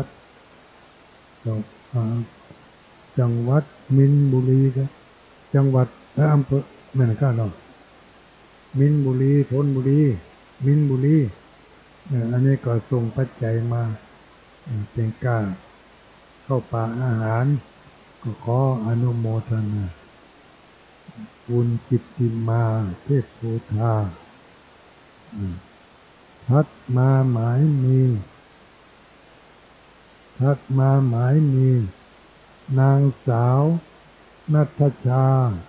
ชัยกันทะอันนี้รับเป็นเจ้าภาพโรงทานรับเป็นเจ้าภาพโต๊ะจีนเนาะโต๊ะจีนสังฆทานทัดนั่นมาก็หมายมีนี่คือหมายมีนางบัวผันชัยวุฒินางบัวผันชัยวุฒิลงศรีจิราพรแม่สวยมาตรงพระพามเพื่อแม่สวยปีนี้ไม่ได้มาจัดลงทานนะเพราะว่ามีภารกิจนักได้ฝากปัจจัยมาแล้วขออนุโมทนาทัดนั่นมาก็หมายมีแม่ต้อมกันทะพะเยาแล้วก็แม่จันทรากันทะพะเยาได้ฝากจตุปัจจัยมาแล้วได้รับแล้วเรียบร้อยทัดนั่นมาก็หมายมีหนานและคนนานและบัวคนนานและบัวชอบนะก็แย่งเนาะอันนี้บ้านป่าเมียงห้วยหม้อเนาะทำบุญวันเกิดหลวงพ่อพระครูปฏิภาณธรรมทินขออนุโมทนาเนอะนานและคนนานและเนาะขออนุโมทนานางกิตติกานามสกุลอะไรไม่รู้อันนี้ก็ร่วมมาร่วมทำบุญทุลุงดอยค่าโต๊ะจีนและสังฆทานสองรายการเนาะขออนุโมทนาเนอะบอกว่านางกิตติกาเนี่ยจะเป็นเจ้าของก่อนชื่อในธนาคารชื่อในสลิปที่ส่งมาตุลุงอ่านตามชื่อในสลิปเนี่ยสมพรรัตนัง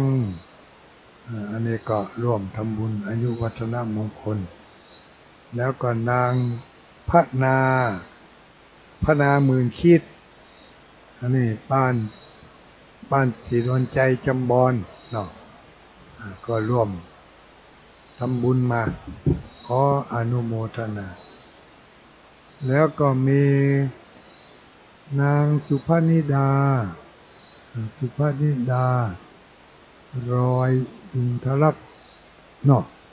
แม่นเนาะสุภนิดารอยอินทลักษณ์อันนี้ก็ร่วมทำบุญเป็นเจ้าภาพสังฆทานแล้วก็เจ้าภาพโต๊ะจีนทัดนั่นมาหมายมีนางสาวธัญพรนามสกุลอะไรไม่รู้เพราะมันเสียงไม่จบนางสาวธัญพรอันนี้ก็ร่วมทำบุญมาขออนุโมทนาทัดนั่นมาก็หมายมีมิสเตอร์มิสชิดพาอะไรพระนาอันนี้พระนาหมื่นคิดอันตะกี้นะกันเนี่ยเนาะ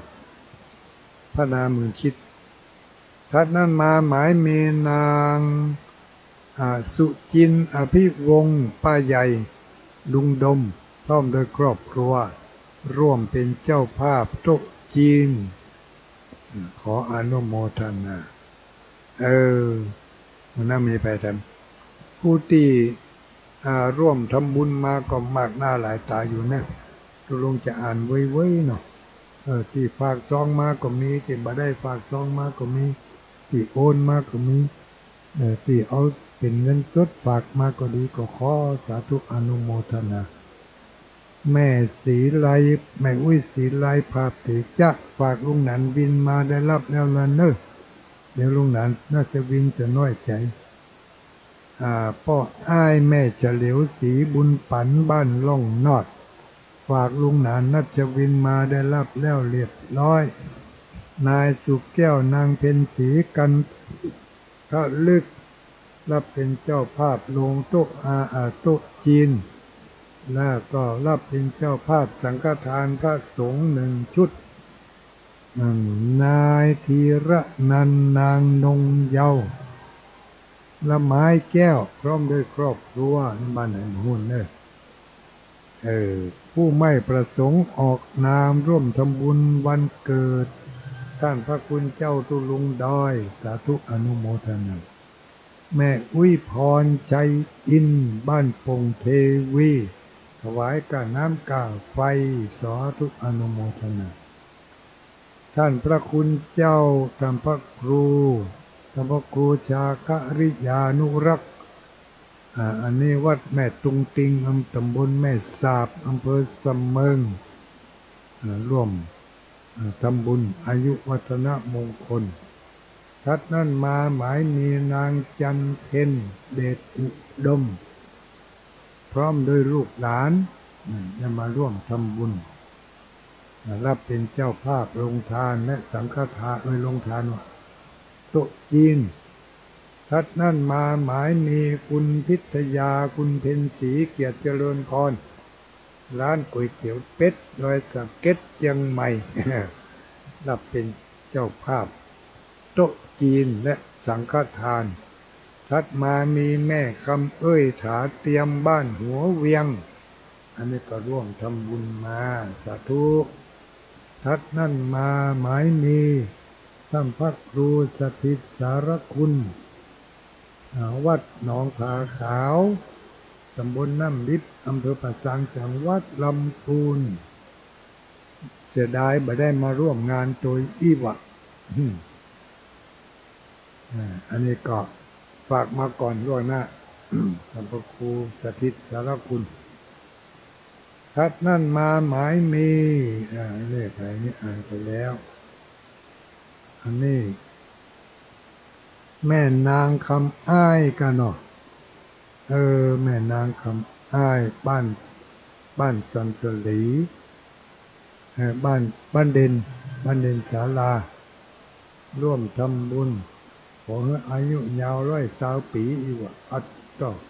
ใครจะมาอยู่ตัวนี้นี่ถวายงานมุทิตาจิตหลวงตา79 ปี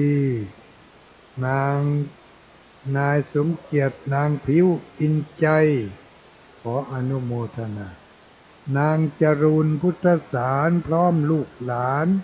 รับเป็นเจ้าภาพโต๊ะจีน1 โต๊ะทัดนั่นมาหมายมีสดร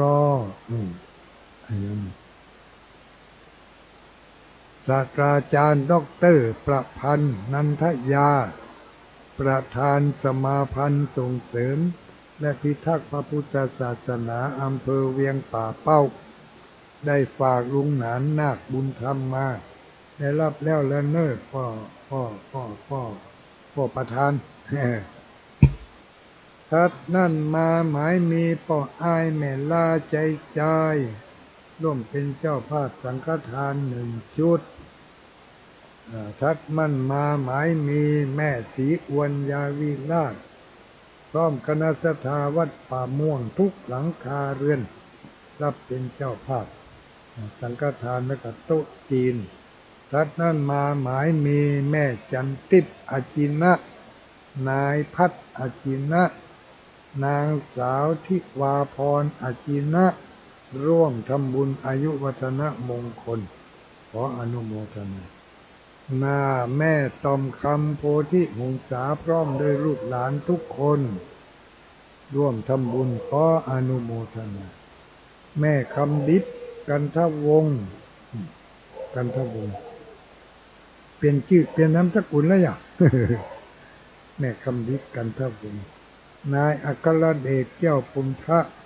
นายนิวัฒน์แก้วปุณทะ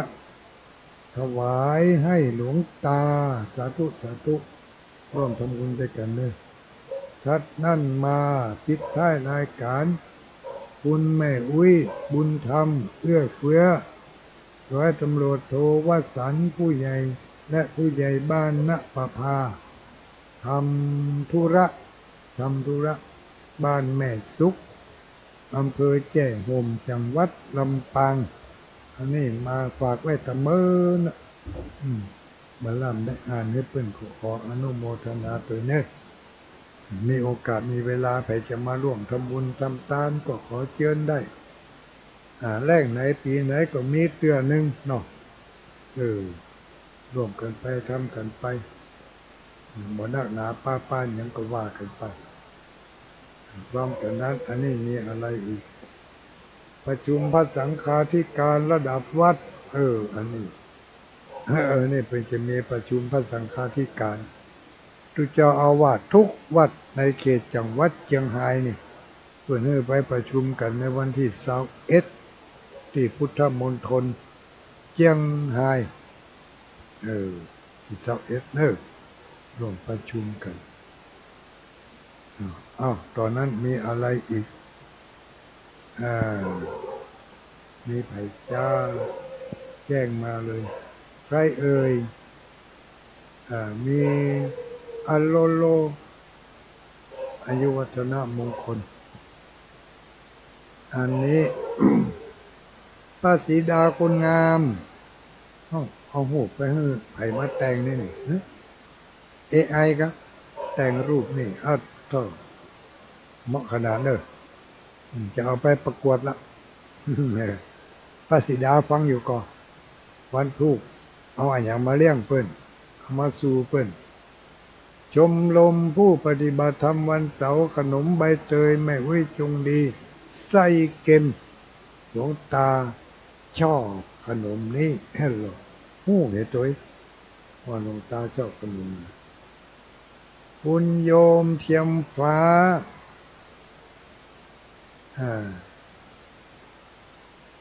คุณโยมเทียมฟ้าบ้านแพะดอนตันจังหวัดลำปางได้ร่วมเป็นเจ้าภาพถวายพระสงฆ์ในวันพรุ่งนี้ได้ฝากโอนเข้าบัญชีมาบัดเดียวนี่เป็นเจ้าภาพ1 ชุดอนุโมทนาสาธุสาธุทัดนั่นมามีไผ่แถมวิไลศรีนวลอัลโหลลืมมานานลืมไปแล้วไม่ใช่มานานลืมไปแล้วถ้ามาได้อ่านไลน์บอกแล้วลืมไปแล้วเนี่ยตุลุงโยมวิไลฟังอยู่เจ้าค่ะสาธุสาธุโยมวิไลเนี่ยหมายถึงวิไลอำเภอสารปีจังหวัดเชียงใหม่พุ่นตุลุงวิไลสารพีร่วมทำบุญท่านตุเจ้าหนุ่มไปตอนเจ้าขออนุโมทนาขอบคุณขอบใจพี่น้องญาติโยมบ้านสันกลางสารปีจังหวัดเชียงใหม่มาร่วมทำบุญมาแต่เจ้านี่มาก่อนเพิ่นก็ไม่เป็นไรวันพรุ่งนี้ติดงานประจำติดงานจำเป็นภายในหมู่บ้านว่ะไม่ได้มาก็ขอมาให้ก่อนก็มีหลายคนที่ได้มาให้ก่อนจำชื่อบ่ได้ให้แล้วขอสุมาอาภัยเถิดจะมีไผ่ตันบัดตันบ่ฮู้เนินเนาะจะรับสายพอล็อก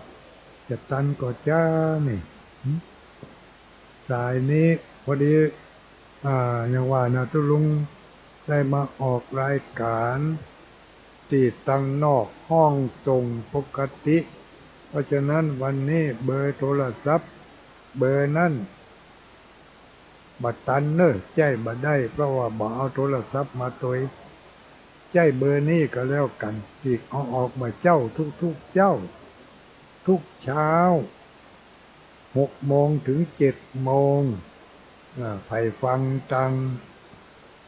วิทยุอยู่ก็จะโทรเข้ามาก็โทรเข้ามาเบอร์นี้0806985616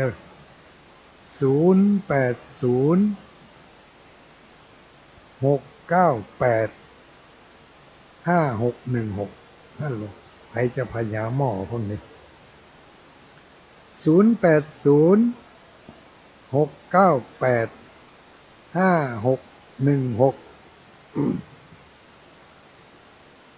0806985616 9 8 5 6 1 6รอสักครู่อันนี้โทรเข้าเบอร์ไลน์เนี่ยเบอร์ไลน์ที่ทุกคนเอามาอ่านชื่ออ่านเสียงนี่ใครจะใครที่มีไลน์ก็ส่งข้อความมาทางไลน์ก็ได้อยู่นะส่งข้อความมาทางไลน์ถ้าอาจารย์มาสมชาตินี่วันพรุ่งนี้มาได้มานี่เป็นไผ่หูนอท่านเนาะก็ทุกเสียงทุกสายที่ได้ยินได้ฟังอยู่ก็ดีลืมประกาศถึงอันหนึ่ง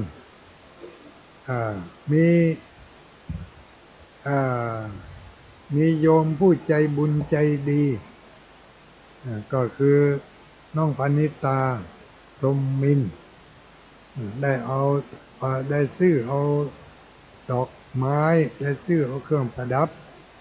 มาด้วยตัวเองวันนี้ขับรถมาคนเดียวลูกที่ไหนลูกเชียงใหม่กันเนาะเชียงใหม่ก็ว่าลำปางลูกเชียงใหม่มาเนาะเอาดอกไม้ใส่รถมาเต็มลำรถเอามาจัดประดับตกแต่งในวัดในวาในซุ้มในหน้าลานหน้าโต๊ะหมู่บูชาหลายที่หลายตังหลายที่หลายตังก็ขออนุโมทนาน้องพนิตาพรหมมินทร์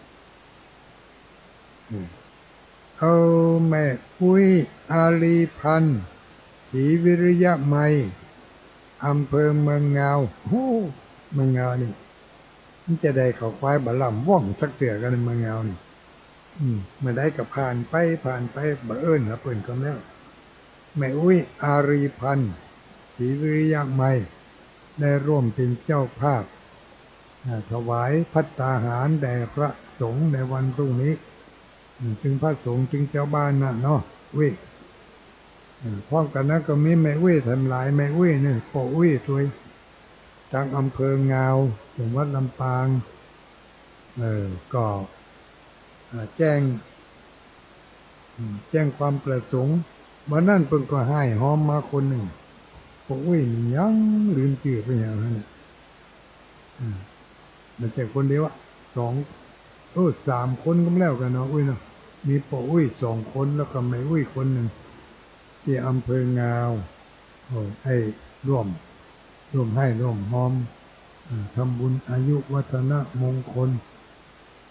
จุลุงมีอายุมั่นยืนยาวสุขภาพดีก็ขอให้ท่านทั้งหลายมีอายุมั่นยืนยาวสุขภาพดีเหมือนกัน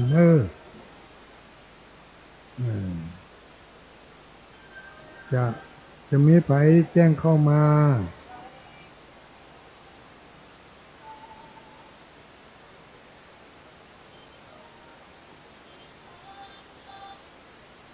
ฮัลโหล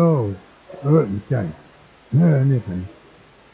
เป็นซี่ตรงอะไรมันสถานที่ที่จะเตรียมต้อนรับวันพรุ่งนี้ใครมีข้อความอะไรจะส่งผ่านไลน์มาก็ส่ง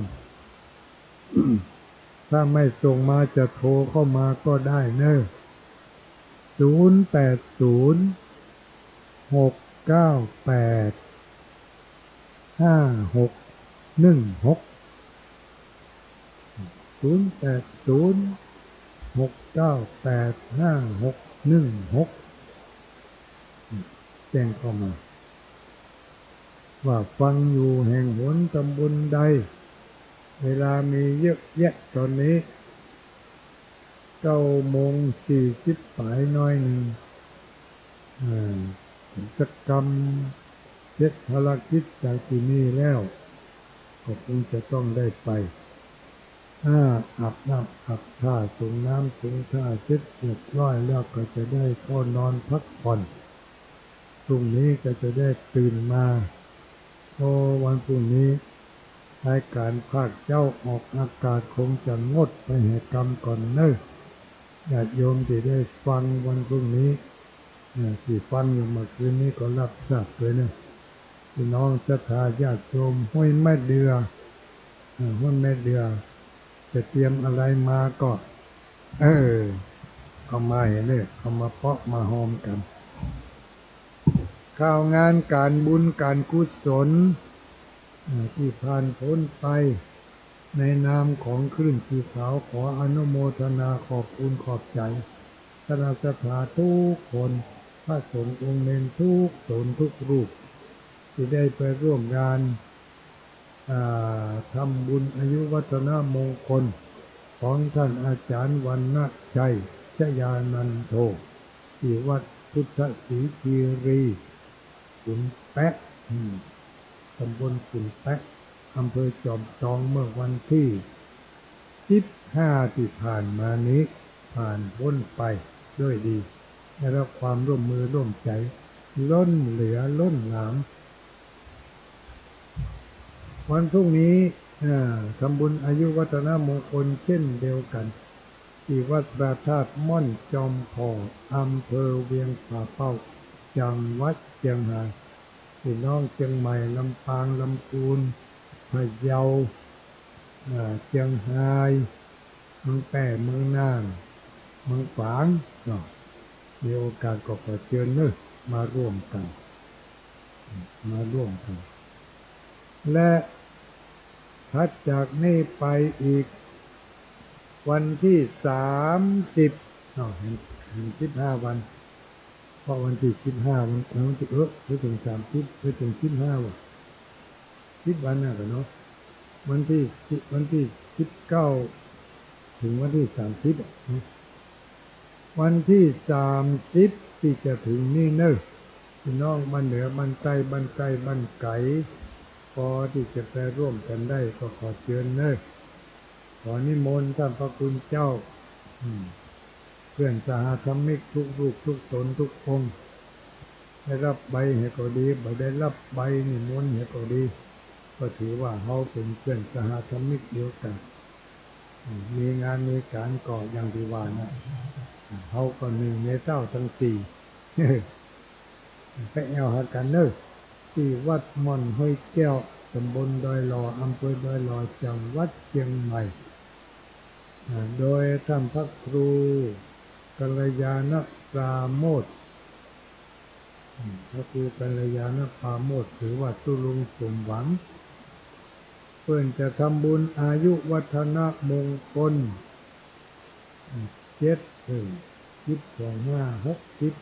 5 รอบครบ5 รอบเต่าเดียวกันคืออาจารย์วรรณชัยแต่ลูนวันอาจารย์วรรณชัยไป15 วันก็คือวันเสาร์ที่30 พฤษภาคมนี้มีโอกาสมีเวลาก็ขอเชิญไปร่วมทำบุญด้วยกันที่วัด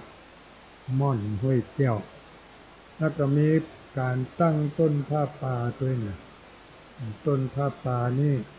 เพื่อจะเอาไปเป็นทุนในการก่อสร้างสำนักสงฆ์แห่งใหม่ที่วัดที่บ้านที่หมู่บ้านแม่หลองใต้อำเภออมก๋อยจังหวัดเชียงใหม่กับพระครูกัลยาณปราโมทย์นี่ได้เป็นหัวหน้านำทีมได้เป็นผู้ช่วยอำนวยความสะดวกในการจัดการก่อการสร้างการแต่งที่วัดที่บ้านแม่หลองใต้เป็นหมู่บ้านชนเผ่าพื้นที่สูงบ่มีวัดบ่มีโรงเรียนบ่มีไฟฟ้าบ่มีอินเทอร์เน็ตมีทางเดินไปก็อ้อมแล้วก็ไปยากมายากแต่ด้วยจิตสำนึกอยากจะมีพระสงฆ์องค์สังฆเจ้าอยากจะมีศาสนสถานไว้เป็นที่บำเพ็ญบุญประจำหมู่บ้านก็จึงได้ขอความเมตตาจากคณะพระสงฆ์ขึ้นสีขาวนี้ได้ให้ได้หอมได้ช่วยกันสนับสนุนเป็นต้นเป็นพระป่าก็ได้เป็นวัสดุสิ่งของก็ได้เนตรตุลุงดอยก็ได้หอมไป ได้หอมโซล่าร์เซลล์ไปหลายแก่นโซล่าร์เซลล์เอาไปใช้ในงานของเพิ่นเพราะเพิ่นอยู่ในสถานที่อย่างนั้นไฟฟ้าก็ไม่มีก็เลยหอมไปโซล่าร์เซลล์เป็นโซล่าร์เซลล์ลูกตุ้มโซล่าร์เซลล์สปอตไลท์โซล่าร์เซลล์ UFO ได้ฝากกับอาจารย์พระครูกัลยาณปราโมทย์ไปให้ไปหอมเพิ่นนอกนั้นก็มีคณะพระสงฆ์องค์สังฆเจ้าได้ตั้งต้นก่อเก้าก่อหากที่จะสร้างสำนักสงฆ์แม่หลองใต้อำเภออมก๋อยเนี่ยพระป่าได้จากทำบุญวันที่30 พฤษภาเนี่ยก็จะเอาไปเพาะไปหอมกันขอเชิญเนอะศรัทธาญาติโยมทั้งหลายตุลุงดอยกับท่านอาจารย์พระมหาเสาแก้วก็จะได้ไปยื้อไปใจเพิ่นอยู่จะไปแอวไปพอไปกอยที่วัดม่อนห้วยแก้วกราบไหว้สาเจ้าตุลุงฟังอยู่เหมือนกันเนอมาต้องอ่านออกอากาศบางอ่านก็ได้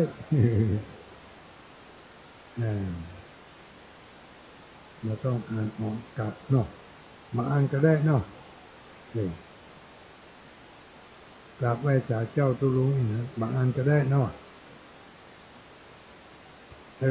โอเคเช็คกันแรกไม่เป็นไร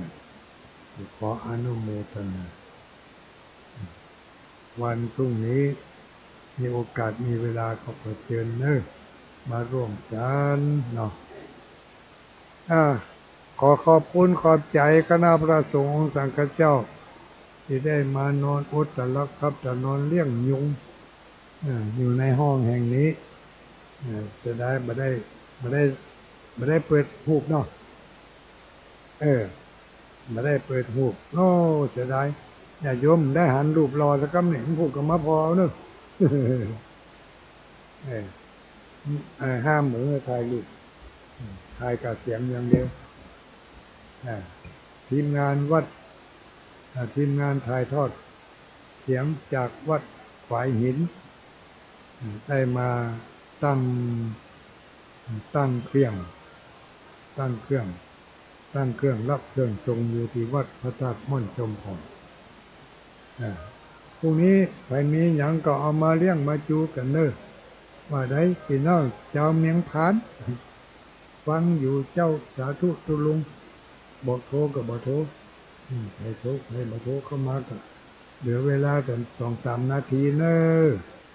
จะโทรก็โทร0806985616ถ้าบอกโทรเมื่อคืนนี้วันพุธวันฮือเจ้าพุ่นเนอะวันพรุ่งนี้เจ้าวันพรุ่งนี้คงจะของดรายการก่อนเพราะว่ามันจะมาสะดวกต้องเตรียมการเตรียมงานตั้งแต่เจ้าเนาะเจ้าวันพรุ่งนี้ก็ยุติกรรมเจ้าวันพุธวันอังคารก็ไปฟังที่90 เมกะเฮิรตซ์ขึ้นสีขาวเพื่อชาวประชาพรุ่งนี้อาจารย์สาธิตศิละปัญโยเนาะที่กะมีแฟนหน่อยได้ฝนตกก็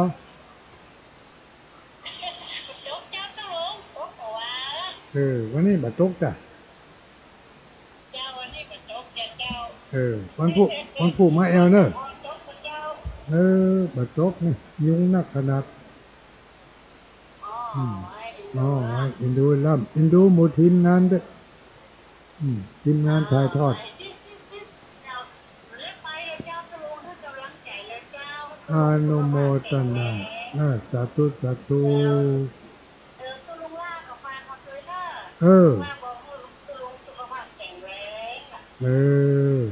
ขอบคุณขอบใจหลายๆเนอะสาธุว่าได้ท้องหน่อยเมี่ยงนานสาธุอนุโมทนาเมืองนานหลวงเมืองแป่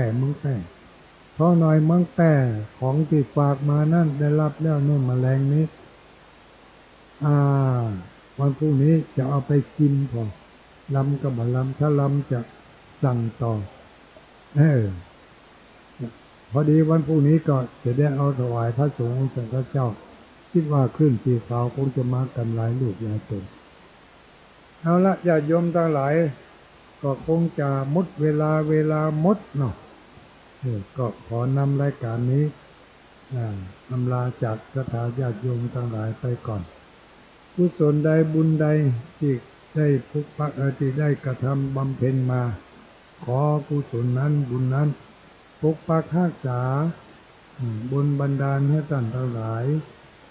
ได้มีความสุขกายสุขใจปราศจากทุกโศกโรคภัยแน่นว่ามีความมุ่งมา่ปรารถนาสิ่งหนึ่งอันใดเป็นไปในทางที่ถูกที่ชอบที่ควร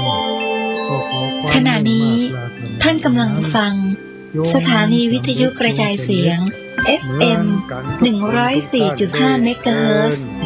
อายุวันโนสุขังพลังกระจกวิเศษจงบอกข้าเถิดใครงามเลิศในปัตภีก็พระนางน่ะสิราชินีผู้เลอโฉม